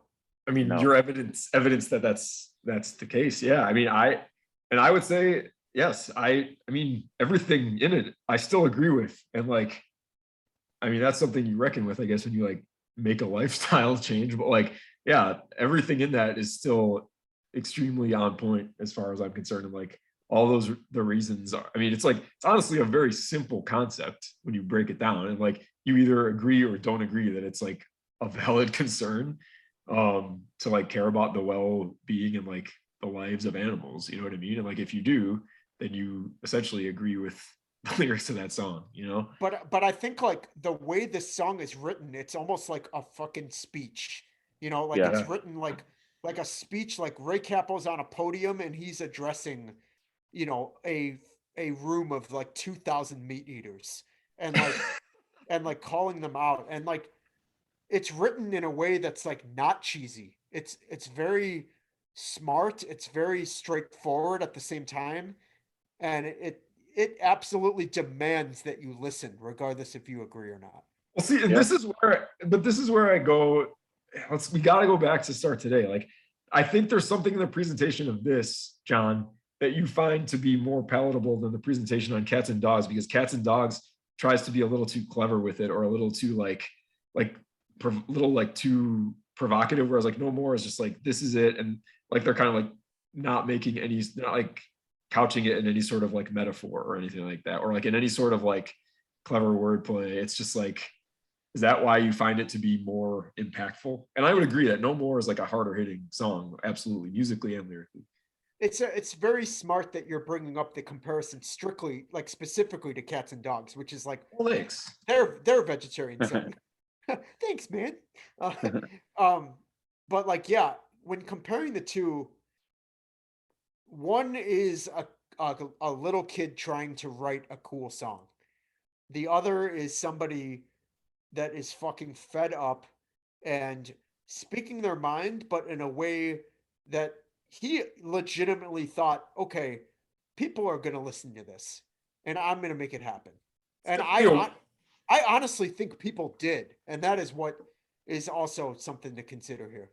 it's a way more militant presentation of the idea, and not in like a violent sense. It's a militant in the sense that it's like cats and dogs is like, we got to figure this out. Like we're hypocrites, but Ray is like, oh, we got to stop being hypocrites, and like it really is like more of a command, you know. And He in that song he exposes like, you know, meat eating in a way that like anybody, in my opinion, you know, I think we might be going back to like, you know, a subjective viewpoint here, but when I read those lyrics as a meat eater, they make me think. They make me think like, oh shit, we got a problem here, you know? And when I yeah. read the lyrics to Cats and Dogs, I'd be like, fuck you, watch me eat this burger, you know? Well, see, yeah, and I think that's just I mean, it's also just like stylistic, like what you respect in terms of tone too, and like they could have. Oh, but okay, well, we got to go to the video, which Yeah. is definitely a very cheesy presentation. Oh, yep. I mean, this is as funny as it gets. I still crack up watching it. I haven't Yeah. watched it in probably 10 years. I wish I would have Yeah, watched I didn't watch it beforehand either, but yeah, I used to watch it a ton, and it is like you could definitely tell it's like the entrance of like conceptual hardcore videos, right? Like it's like one of the first like real like non-live like hardcore video, right? And boy did they cut their teeth on this one, you know what I mean? Like It's I mean, but to be fair, I mean, I don't know how you guys feel, but I mean, they looked cool while doing it. You know what I mean? Like, oh, that's especially when Capo's got the sunglasses on and he's giving someone yes, a high five. Dude, I swear he looks like he's wearing like Mickey Mouse sunglasses or something. bro. Dude, they do look cool. And like, dude, when it even comes on, you can see them all in unison saying no more with the crew vocals, you know, like no more in the video. And I'm like, oh my God, this is like one of the coolest things I've ever seen. And Yeah, it's also one of the lamest things I've ever seen at the same time, totally, you know? yeah. But Well, It's a it balance. you like for the world of irony that we live in, you know what I mean? Like you will always have a hard time presenting something with like this level of earnestness, which I know is a repeated theme that we've discussed. But like, and if you veer in a certain direction, like it will be immediately vulnerable to an attack of just being completely ridiculous. You know, like Oh yeah. dude, the part where Porcel like puts his hand on the dude's shoulder and like shakes his head in disapproval while the dude's about to eat a burger is like next level incredible. Like, Yeah. do So we good. think that they have a sense of humor about the video? Do you think it's I been don't so think so. watched it that I can't even say whether I think they did or I not? think they were I'm like 100% serious about it. I'm gonna go ahead and say that they did because and this is just like speculating, but dude, when you think about a group of, Yeah. you know, 17 and 18-year-old kids hanging out, right? What do you think of? Do you think of a bunch of people sitting around like not laughing? I don't. I don't think regardless of what you're talking about, I just the essence of a group of teenage boys. I cannot imagine them not cracking up at some of the parts in this video. Yeah, I think I do agree, John. I think Mhm. it had to be when you get everyone together and you like see some of the silliness of it, like that you just they had to have like fed off each other a little bit and realize like, oh, this is kind of funny and weird. So Yeah, yeah. I think I might be coming around to them actually being self-aware about how funny the video is. I think that it's funny. It's actually kind of takes away from it a little bit because the song, if you it's impossible not to associate that song with the video in some light. Like Yeah. if you know about the video, it's Yeah. impossible not to. I mean, look, it's like the first thing we brought up when we talked about the song, right? But if you separate the song from the video, there's absolutely nothing remotely funny about the song. And like Agreed. I kind of sometimes in a way don't like having this like, image of hilarity to go with the song. But at the same time, obviously I wouldn't trade it for the world. But the song itself is absolutely no joke.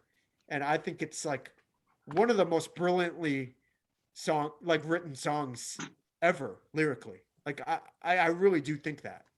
See, I don't even think it's brilliant. I think it's very simple and to the point, and that's like what makes it good and impactful. I think it doesn't have to be brilliant. It doesn't have to be brilliant. It's just like very straightforward.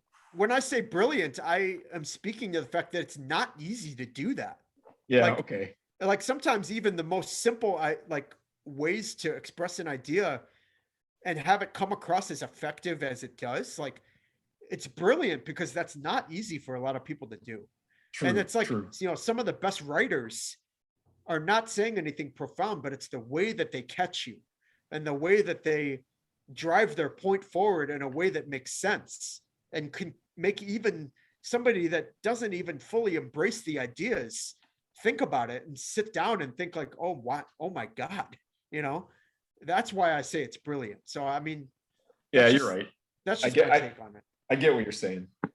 See, I just think that like the reason why I don't feel like they were in on a joke for the music video is that I think that probably by the time it was cut and turned into what it basically ended up becoming, I think that's kind of like the route it ended up taking. I think they were aware of that it was like, okay, this is probably gonna end up being like kind of funny. But the reason why I don't think that it was like something they were aware about at the time is because of how serious that song is. I don't think they were like, we're gonna do this and have this be kind of like slapstick, kind of goofy, funny, because I think they knew that that would take away from what they're saying. You know what I mean? Like it goes against the purpose of like the song. Our numbers are doubling in 88 because the people are starting to educate. Like that's a hard ass fucking line. Oh my And God, there's dude. no way, there is no possible way in my mind that I could think, unless they weren't as sincere, if they went into there thinking that this was going to be some like Mad TV skit.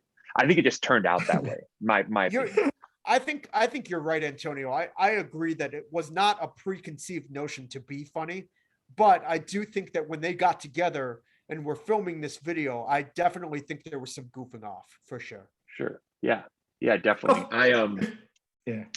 I just think that like there's just a lot of things. Like it sounds silly to like even bring this up, and it obviously prolongs the conversation and puts us on a tangent, but when you talk about vegetarianism and stuff, like I've never been vegetarian, but you listen to a song and you hear these words and stuff, and obviously vegetarianism leads to veganism, or can, and I say that shit like it's like some entry drug, but you know what I mean. Like it just sort of like you kind of open up your mind to it, and like you read the lyrics to the song, and you do question yourself, especially like in 2021. Yeah, I'm not vegetarian, and I'm not looking to be vegetarian, but like there's probably things that I could do to maybe, like, I don't think that as a society we necessarily need meat. I like I don't want to go down this tangent, but like I think about it sometimes, like I don't necessarily need to eat meat. I think that as people, like we don't need to eat meat anymore. I think there's alternatives and things that we could do. And I like my wife's family, they're way less open-minded than I am. They're, not to say not the quintessential stereotypical like cattle ranchers, but they're cattle ranchers. So their whole life is relied on like beef. So when they hear about me like being like, oh yeah, like I had like a Beyond Burger or something like that, it's just like, what kind of like, you know what I mean? But it's just like, I think about that sometimes. And I think that like had to go back to a little bit to what John's point, had Youth of Today not had a song like No More and had that sort of like impact on me when I was younger, because even though I do feel like when I think of vegetarian bands, like they're not the first band that I think of, but at least to me, it's like the first band that at least I was like, oh yeah, they're like youth group band and they're also vegetarian. Like, what's that about? Like, and then you hear No More and you're like, oh, damn, like that's interesting. I guess I didn't think about it like that, and like vegetarianism for us when we were coming up, and you guys are obviously a little older than me, but like there's no alternatives. There's no fucking like Whole Foods to go get your fucking shit. You know what I mean? Like that, like being a vegetarian meant something very different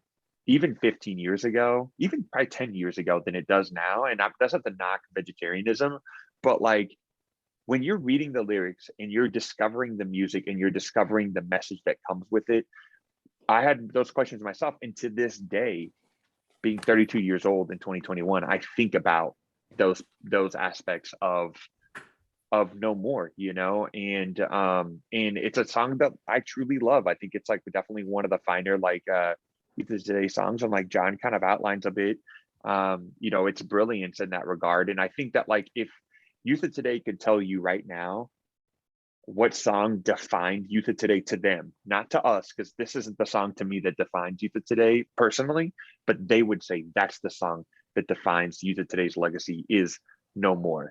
Its essence, it's like I said, this record is their final form. In my opinion, it is their final boss. This is their top. This is the crown, and I think they live and die with this song and this message, for sure.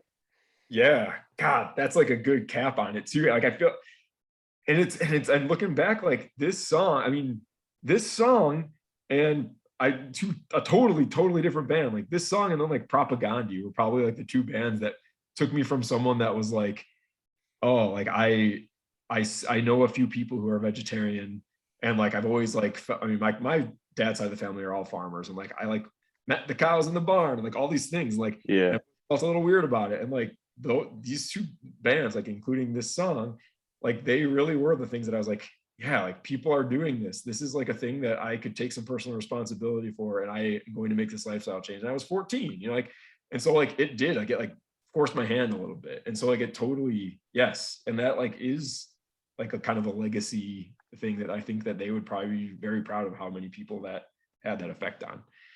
yep, Yeah, and you know, that's kind of all I was ever really saying, you know, is that like, I mean, you think about how much vegetarianism and veganism became a part of hardcore in the 90s.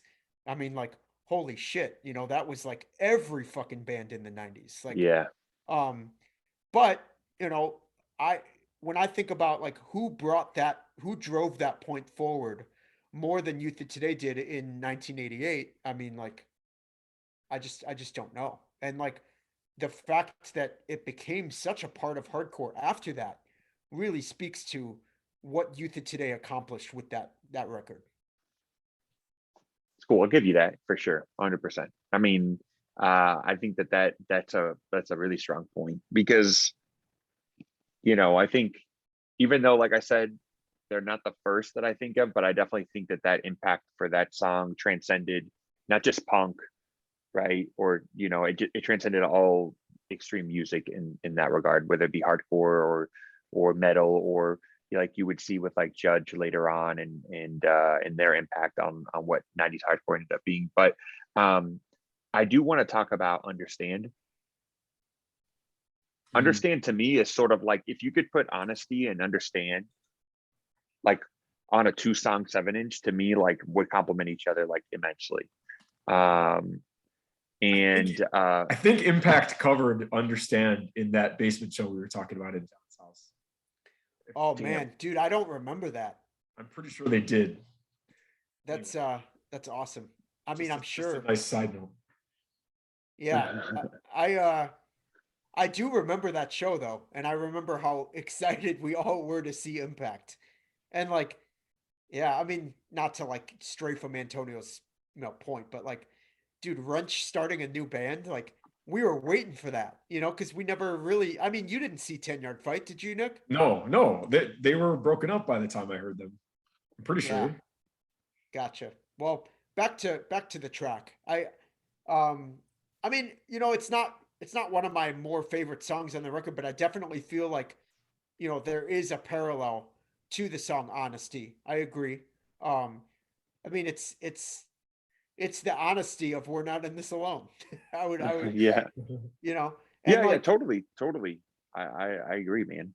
And and I think like, like when you think of like the mid tempo, like Understand, you know, like it's just I don't know, it's just hard. It's a hard song, and it definitely is like more formulaic, right? At that point of Youth of Today, but it's like I don't know, I think it's an important song. Yeah, and one thing we haven't really touched on is just youth of today has a very diverse range of approach when it comes to their lyrics. Not every song comes at you the same way.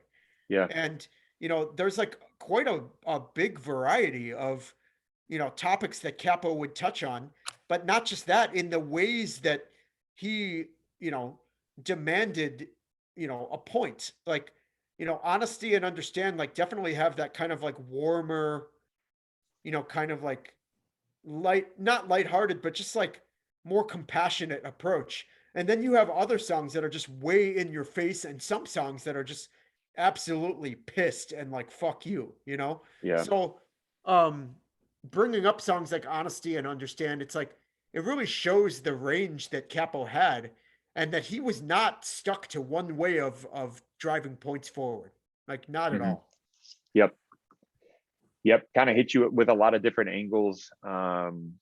And I think that's like kind of part of the charm of the band, right? And I think Yeah. that's kind of the part of the evolution of We're Not in This Alone that I think that I truly appreciate, and like stylistically, I think that like this is where, I mean, Youth Crew 88, this is where you get the uniform, this is like what was replicated by other important bands during that time period, on the West Coast, and on the East Coast, you had your Nikes. This is the jock aspect. This is where the division comes into play, where they're like, oh, these people aren't punks. They're just like former, like, quarterbacks on teams, which gives way to bands like Floor Punch and like, 10-yard fight and everything like that. So it's this sort of like aspect of hardcore that I think people struggled with at the time, is that now hardcore, and it's funny to say, but hardcore has become more accessible than it was in the early 80s, right? So now hardcore is not just for the people in the cities and that are fucked up and like going through shit. Like hardcore is now, it's in the suburbs, and like you don't have to live in a squat in the Lower East Side, right? And like you can connect to this music that's not necessarily not something that maybe it was originally written with you in mind. Now hardcore is becoming way more open in a way that I don't even think people then really thought about. And like we can only really come to that determination thinking about hardcore in 2021 and how that impact was made in 88. And I think Youth of Today was the band that drove in from Connecticut on the weekends to play shows, right? And like think about you guys in Naperville, and driving into Chicago to play shows and being a part of like the Chicago scene, right? And people would be like, oh, well, you're not really from Chicago, you're from Naperville, right? Or, like you would hear stuff like that. Even to this day, you hear that about people that are part of scenes or whatever. But like Youth Today was like a band that like really stood out in the sense that like, yeah, like eventually they lived in New York, but they drove in, and they probably came from families that were, maybe didn't have it as hard as some of the other people that were into hardcore early on. You think about like the stories of like AF and like, Negative Approach and the Necros and SSD in Boston and all that stuff. So you've got like it's just a different dynamic. And I think that like the impact, sort of everything sort of like comes together with this record. Just to challenge that. Sorry, Nick. Um, just to challenge that just a little bit. I agree with you 100% that like youth of today really kind of like had that image that really kind of exemplified like hardcore is not just for the people that are living in a gutter somewhere. Like Yeah, this is now expanding out to like a different demographic almost. completely. Um, Yeah. but I will say that one of the things that I feel kind of separated hardcore, the birth of hardcore in the very early 80s, late 70s, that differentiated it from what the world basically knew as punk, from like Yeah. the Sex Pistols basically. Yep. Um was the absence of like the costume. Yeah. And like I think some people would argue that like hardcore really was born from white suburbs in the early 80s. So I definitely agree with you that like it was made more apparent than ever that it was pushed even further when it comes to youth of today, you know. But I think that like there was an example of that like expansion from what you would think of as like a punk, like dirty, living in a gutter, piss poor, there was an expansion of that into the suburbs long before this. Yeah, I don't know. I don't know. I don't think I can agree with that because when I think of like what was going on in punk and hardcore, you think of 82, you think of 83, even 84, and you're thinking of like places like New York and even Detroit. Those people weren't living in, I mean, you think about those guys that were part of those records. I mean, take AF as an example. Even Bad Brains, like those guys, and Negative Approach, those guys were not in the suburbs. That those guys were, and those were formidable records that like and when we think about costumes, yeah, I guess it's like anti-costume and trope, but it became its own trope at that time because by the time 86 turns around, those guys had kind of turned in those like Sharpie t-shirts for like, black and like denim jackets and back patches and shit. You're Um you're you're giving good examples of like, things like New York and stuff, but and probably San Francisco as well. But yeah, I mean, wouldn't you argue that the same shit was happening when you compare it to like the Boston and DC Discord scene, and like yeah, Black Flag, Huntington Beach, like, this is an expansion into like the white suburbs for sure.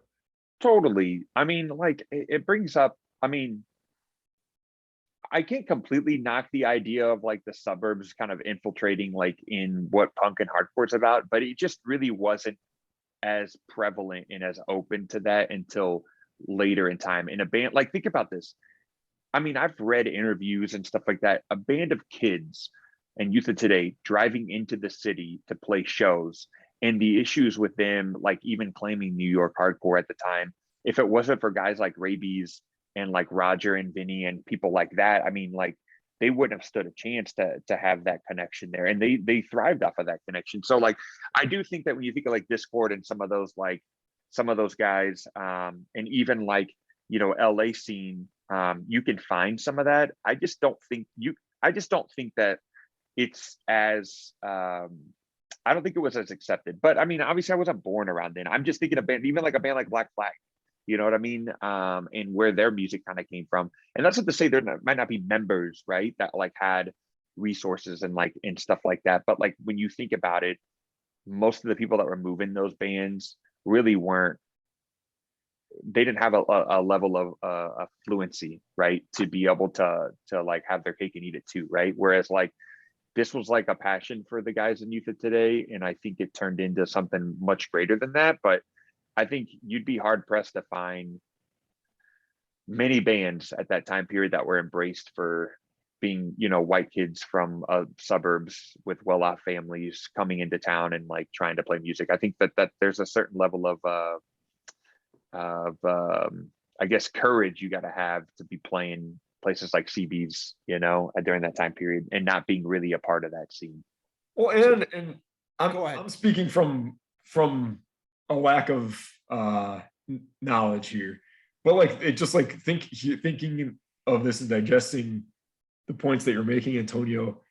It's like also to be coming in and like moralizing. You know what I mean? Like Yeah, Wnita today, nothing else was a very moralistic band, and that is very very easy to resent if you see a group of people coming in as outsiders with like a set of rules, and that is something that totally.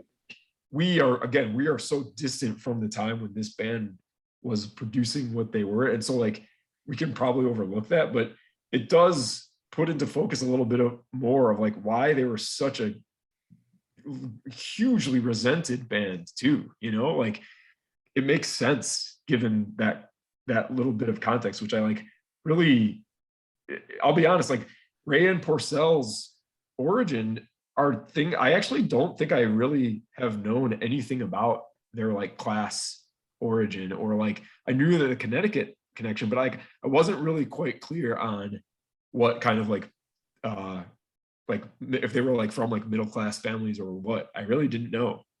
I've read interviews with Kappa where he's like mentioned, like going to school after a weekend, of going to shows, and like nobody in his like, community really could understand like what he had been through, like going to those shows. So I feel like it kind of lends some sort of hint to him being like a part of a more like not necessarily affluent, but like reasonably privileged background, you know? Yeah, Yes, like yes. more so than like living in a squat, right? Exactly. And I think both of you guys talking right now is making me realize that it's Nick, you bringing up the bringing it back to the message of Youth of Today, and Antonio, you mentioning the image, right? Mhm. I think that when you combine those two, it really paints a bigger picture of what that was like to witness when it comes to like somebody that is not as privileged and almost maybe feeling like they're being judged by a group of kids that really have not seen life, Yeah. And again, I'm not gonna fucking pretend like I know Walter's upbringing, okay, or Siv's upbringing, okay. I think that's like Mhm. majorly overstepping a boundary for me. But when we're talking about the image of Youth of Today and exactly what you're bringing up, Antonio, I think it's important to combine it with that message, which definitely differentiates it from Yeah. what people were doing from the suburbs in the early 80s, which was absolutely not that. Totally. It very much the message of the music in the early 80s very much morphed into what those same gutter punks were talking about, you Yep. know? So that's, I think that's like really the main point. And I appreciate both of you kind of bringing those things up to like kind of combine to make this a very, very interesting point. Mhm. Yeah. Yeah, So, I agree. I really appreciate that. And like one of the things that like I like kind of like a funny thing, and then a few points that I want to like, bring up because this is like obviously we could talk about this for days, right? So one of the things I think is kind of funny, that it was my second point that I talked about at the beginning of the podcast. When I think of like Youth of Today and like, like telling their parents that like, with Can't Close My Eyes era, like, oh, like we're going to a church show, like this is what we're doing, these are what the band sound like please let us go type of thing. Secondarily speaking is sometimes when I listen to Youth of Today, I imagine Ray as being British because of the way that he sings, you know? And it like kind of makes, to me, it like makes a ton of sense. Like if you think about like just his vocal style and the whole like deal or whatever, if you think about him being British, everything makes perfect sense, you know? Um, so it's like, it's like um stabs in the back, if they're British, if he's British, it's like, oh, okay, like that's why he sounds like ridiculous like that and cartoonish. But not to say that if you're a British accent that you're cartoonish by any means, but like it makes it's kind of it kind of makes it sort of like it makes it make sense of like why is this happening, right? dude, um we're gonna lose some of our audience, man. You're yeah, fucking up. yeah, No, Paul Revere over here. dude, I never we, in a we million. talked about. We What? already even talked about how he just. God, there's so many. We could talk about him for days. How Oh, you're cutting out there. I can't hear you. I feel like now we got a little lag going here, but I was gonna say, like, how can we not talk about just like the completely random insertion of like just saying fuck in like every possible part of every word? Yeah. Dude, It's such definitely wasn't moral when it comes to curse words. That's for sure. crucial That's youth got him on that one. dude, Yeah, crucial youth took it a step further because they were the youth of today to youth of today. that's right. Shaking their fucking heads and saying, nah, man. You No, guys, that's them. yeah, no, that's them. Oh my God, we'll talk about crucial youth another time. Um, there's one Oh thing yeah. I wanna touch on. If we're still on, we're not in this alone. Yeah, Um, I just want to shout out a specific track that we have not talked about. Slow Down. amazing. Um, one of my favorites youth of today songs, period. And I just want to talk about that song for a minute because it's the second track on the record, and oh my God. I mean, I've seen that song covered a bunch. I've covered that song in a bunch of Yeah, bands. I think Antonio Spine did it when we did I it. was in the Yeah, band. Yeah. in Chicago. That The one last time we played there. that is an ass beater of a song without having even an ounce of like metallic hardcore in it. Yep. But that is a fucking punch your friend in the face kind of song, straight up. Yep. Totally. I Um, don't care for it. you gotta be fuck. I'm Oh, just kidding. Just kidding. dude, Just kidding. No, I it's didn't. when you said that, your face didn't pop up like your video, so I was like, oh my god, this is not happening. So I couldn't see your goofy ass face while you said that. So No, it's an awesome song. yeah, dude, it is. It All certainly is. right, so let's talk about what's the track that you're taking with you from it. You take one track, what is it from this record? I think I said put it aside earlier, but I'm gonna have to go with No More. God, yeah, I think No More, and Antonio, you also just articulated so well how it's like their legacy. Like, I don't even know if I would have said it at the beginning of this conversation, but I gotta say No More too. It is the defining song. Yep. Just say No More.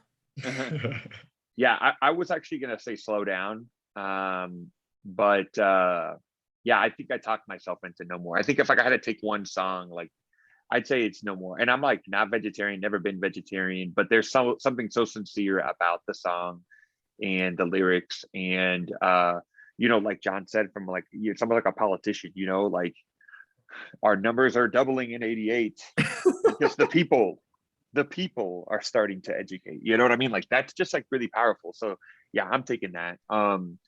I do want to make a confession here as we're like starting to like wind down a little bit. And I want to give some props to a band that I think is like one of the greatest hardcore bands ever, in the Repos. And I actually listening to Ending on a Positive Note more than I listened to We're Not in This Alone. And I know this, like, that's like the edgiest shit to say.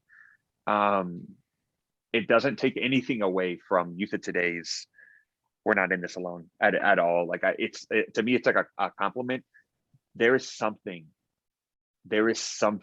incredible about the Repos playing these songs and Aaron's vocals. And I don't know, it takes these songs. I mean, people are gonna be like, what the fuck are you talking about? This is like the lamest shit like you could say, but like, oh no, it takes a record like We're Not in This Alone that like a lot of people would say is perfect, right, in some capacity, and to me blows it the fuck out of the park. Takes it, and you think about how it was released, when it was released, the purpose of the release, and it just, to me, like, you think about like Joe, you think about Aaron, like they're just fucking ripping this, and then having it released at their last gig, and just being like, oh, here you go, 300 copies, here you go, listen to this shit. There was no MP3s at this time when this came out, right? There was no MP3s to like listen to it. So you're like fucking on message boards, like, hey, can I get this? You know, can I get this? Can I buy this from you or whatever? So like, I know this is like a discussion from another time, but to me, when I'm listening to We're Not in This Alone, I'm listening to Ending on a Positive Note in 2021. And it's no diss to Youth of Today, but there's something about the way that record is done. There's just so much about that like I could talk about forever. All right, I love Ending on a Positive Note, and I think the Repos doing that is so awesome. Yeah, and I mean, yeah, it was very awesome. I think we should talk about this now. I think it's a great kind of way to go to wind down. But I mean, first of all, the Repos are, like you, Antonio, like one of my favorite hardcore bands of all time, and the Youth of Today influence is obviously there. And like, if you knew Aaron, you know, prior to this record coming out, you knew how much he loved that record, right? Mm-hmm. So, I mean, I'm not going to go ahead and say what you and a bunch of other tryhards say, which is that you would prefer this to the original, which you didn't. Really I didn't say that. I didn't say I preferred it. You didn't say that, but I mean, you and I both have heard people say that. Yeah, and it's like, dude, get the fuck out of here, go home. But I am definitely with you and Nick that it is so awesome they did that, and it is such a cool record, and it sounds awesome, and it's an amazing take on it. And the idea of doing this is very lame per se, but not when they did it, and not at all. Yeah. No, because it's like, yeah, it's like they made them doing it is what, because of like where you would situate the Repos in like the canon. It's gonna sound even worse to articulate. It's like in like the context of hardcore history or whatever, like them doing it is cool because it's like they obviously aren't like they're not first of all not a straight edge band. They don't represent any of like the moral lifestyle nothing Youth of Today, but they're also not, it's like it is very tongue in cheek for them to do a record like this, but it's also not like, it's not just like poking fun at it. They obviously like love, it's like a love of this music that made them do it, and them doing it, I feel like just kind of, it shows like that this record isn't just like yeah, like it's not just like a youth crew cartoon, you know. And I think that probably a lot of people who don't even like Youth Today would be able to appreciate the record, and like might even like now like this Youth Today record because of it, like seeing it through that lens. Yeah, Totally, and totally. I think it actually kind of speaks to what we were talking about earlier, where like you don't have to be vegetarian to appreciate no more. But Yeah.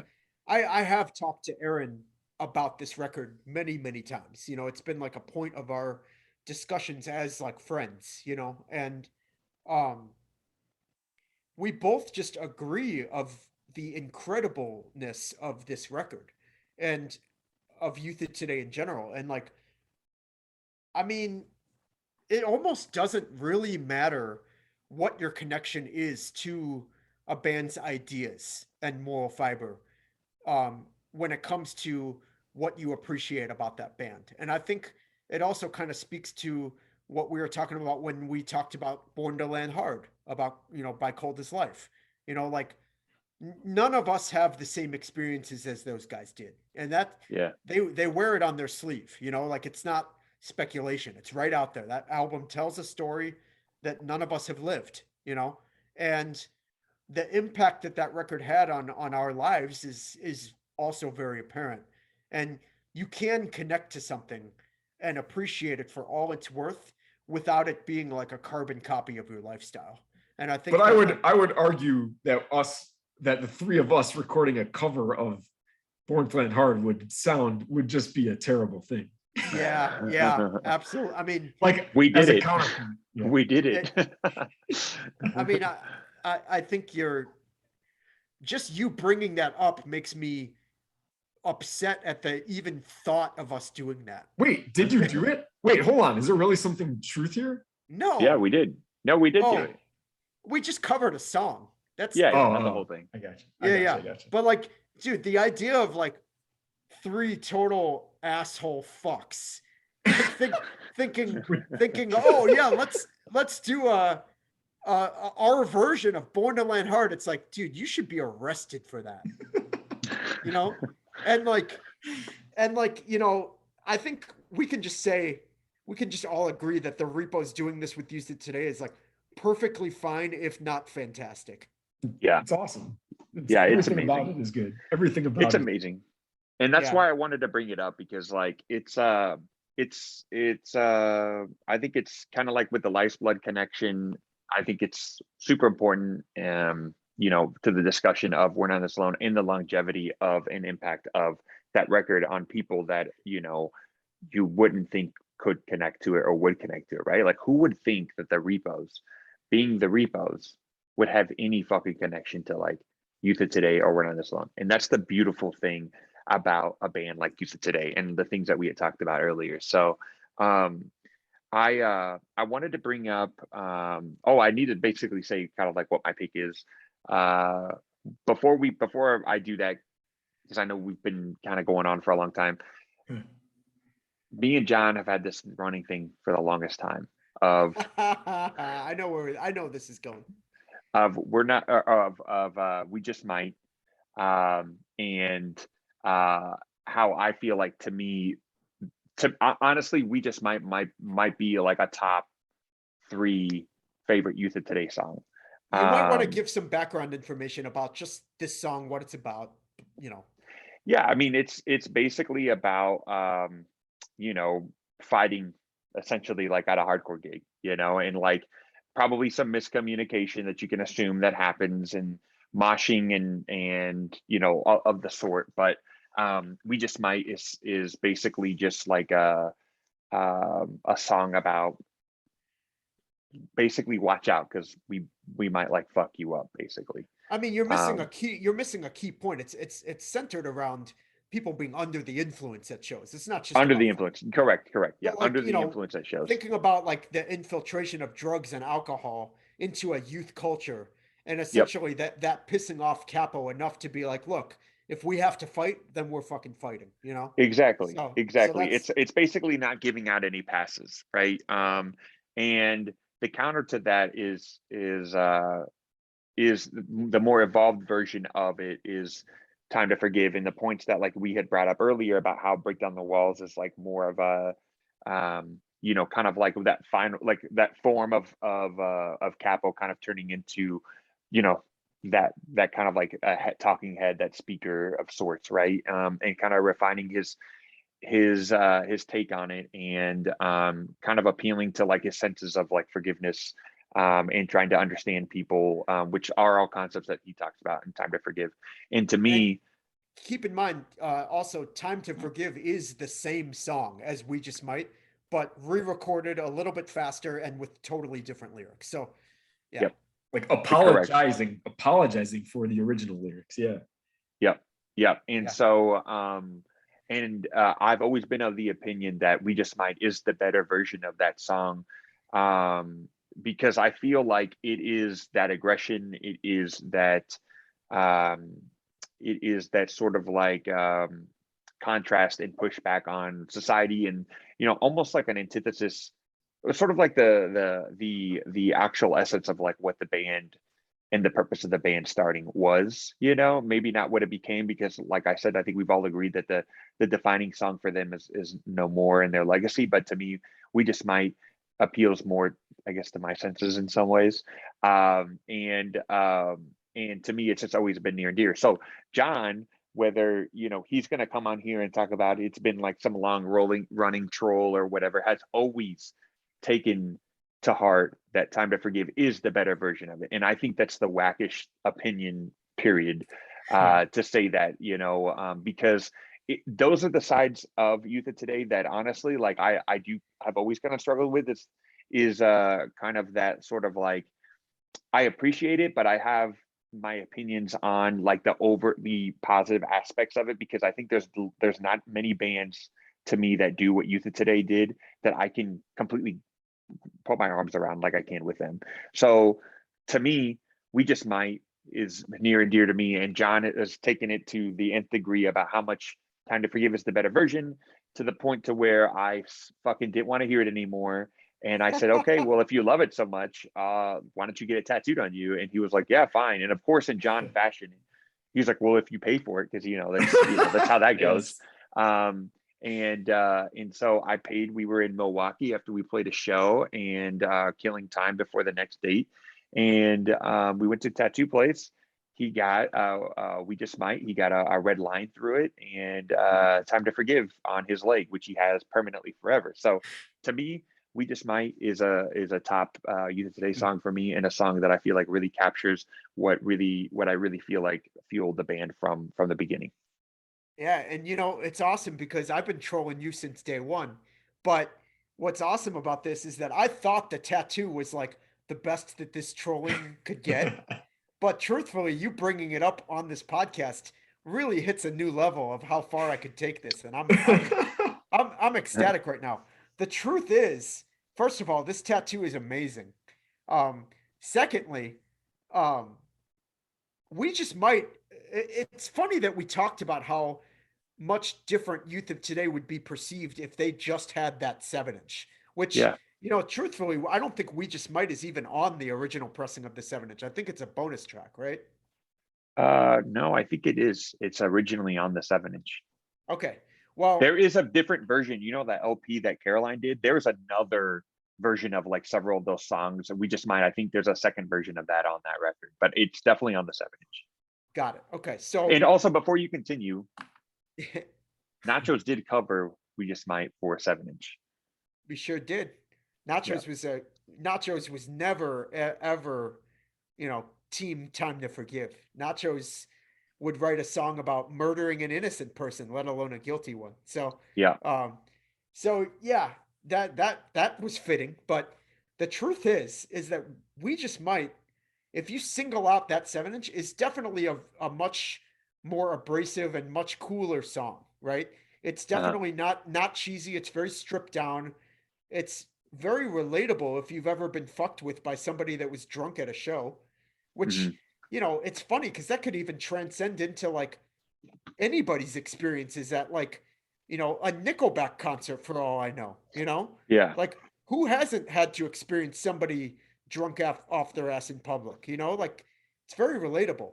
But that being said, the reason this troll started is that I truly do believe that Time to Forgive really fits perfectly on that record, Break Down the Walls, and captures the essence of what youth of today was trying to do, which was really just make everybody focus on a positive mindset. And We Just Might doesn't do that. It's a different era of youth of today. And yeah, man, I mean, as far as like preferring one to the other, like you've been had, bro. That's Yeah, all I there mean, is I to would say I would agree with you that I've been had, but if I'd been had, why would it. you ever tattoo that on your body? I think what the Because problem is the troll's gone on so long that you believe the troll. And here's the thing, I truly believe that you may say it is this or that or whatever, but I do think that Time to Forgive definitely fits way more on Break Down the Walls, but it's not a superior version of the song itself. And you forever have to live with the fact that you have that on your body. it's one of my favorite tattoos ever. I only have two of them. Um, and I didn't get it tattooed on my forehead. It's on my lower leg. Nobody's ever really seen it unless I showed it to them. So I look at it all the time. I think it's great. I think, wow, my friend's a poser. Here's proof of it. It's Yeah. great. It's great. Yeah, you are the poser. And I do want to make a correction that it's the LP that has We Just Might, has the version of We Just Might on it. The CD version's got two, and my 7-inch does not have We Just Might. You're correct. Yeah, yeah. I The knew. 7-inch doesn't have Take a Stand on the 7-inch either. It's like there's a couple of those added tracks that are Yeah. not. Well, because here's the thing, we all listened to that not from the 7-inch. We listened to it from the fucking CD. You know Very, what I very mean? true. Like, I didn't even know what Positive Force Records was when I heard that. no, I Um, had no idea that there was a 7-inch that existed until I started collecting records. I thought it was always the like the LP, right? So um anyways, my I just wanted to like roll this back through to tie this up. My favorite record, my favorite LP is Break Down the Walls, 100%. And the reason why it's Break Down the Walls, and I know like we spent a lot of time talking about We're Not in This Alone as well, and the things that I like about We're Not in This Alone as well, and like sonically and the image and all the stuff that I think is cool and endearing about the band. I don't hate We're Not in This Alone, but like I would be completely fine if that record didn't exist. And I know that that goes against everything that we had just been talking about, but I think I got my fix with Youth of Today more so with Break Down the Walls than I did with We're Not This Alone. We're Not This Alone being an evolution of a lot of those thoughts and ideals from Break Down the Walls, but it wasn't necessarily a record that I feel like to me that like I would have needed. I think I would have been fine with just Break Down the Walls. And I think that's what makes We're Not in This Alone so great, right? Because it's not a record that I feel like we all agree is not like a plateau for them. It's definitely like kind of a continuation. And I think people that make the argument that We're Not in This Alone is the better LP of the two. I think that like I think it boils down to like probably more personal taste and like maybe like think about the people that were in the band and playing in the band that weren't on Break Down the Walls and maybe what those bands ended up going to. And you think about We're Not in This Alone and kind of like how I truly feel like it's the last, like they knew it was going to be their last record. And you think about what the scene was going and where they all kind of went their separate ways and all their other bands that they did and you know where they're at now. But Break Down the Walls to me is a quintessential hardcore record. I would say if I had to pick one or the other as being like a must listen, Break Down the Walls is the must listen in my opinion. Kind of like John had stated, like it's a record that like if you wanted to show someone what hardcore was and what it was about and you had to pick a record to do it, I think that like that's a fair argument to say Break Down the Walls.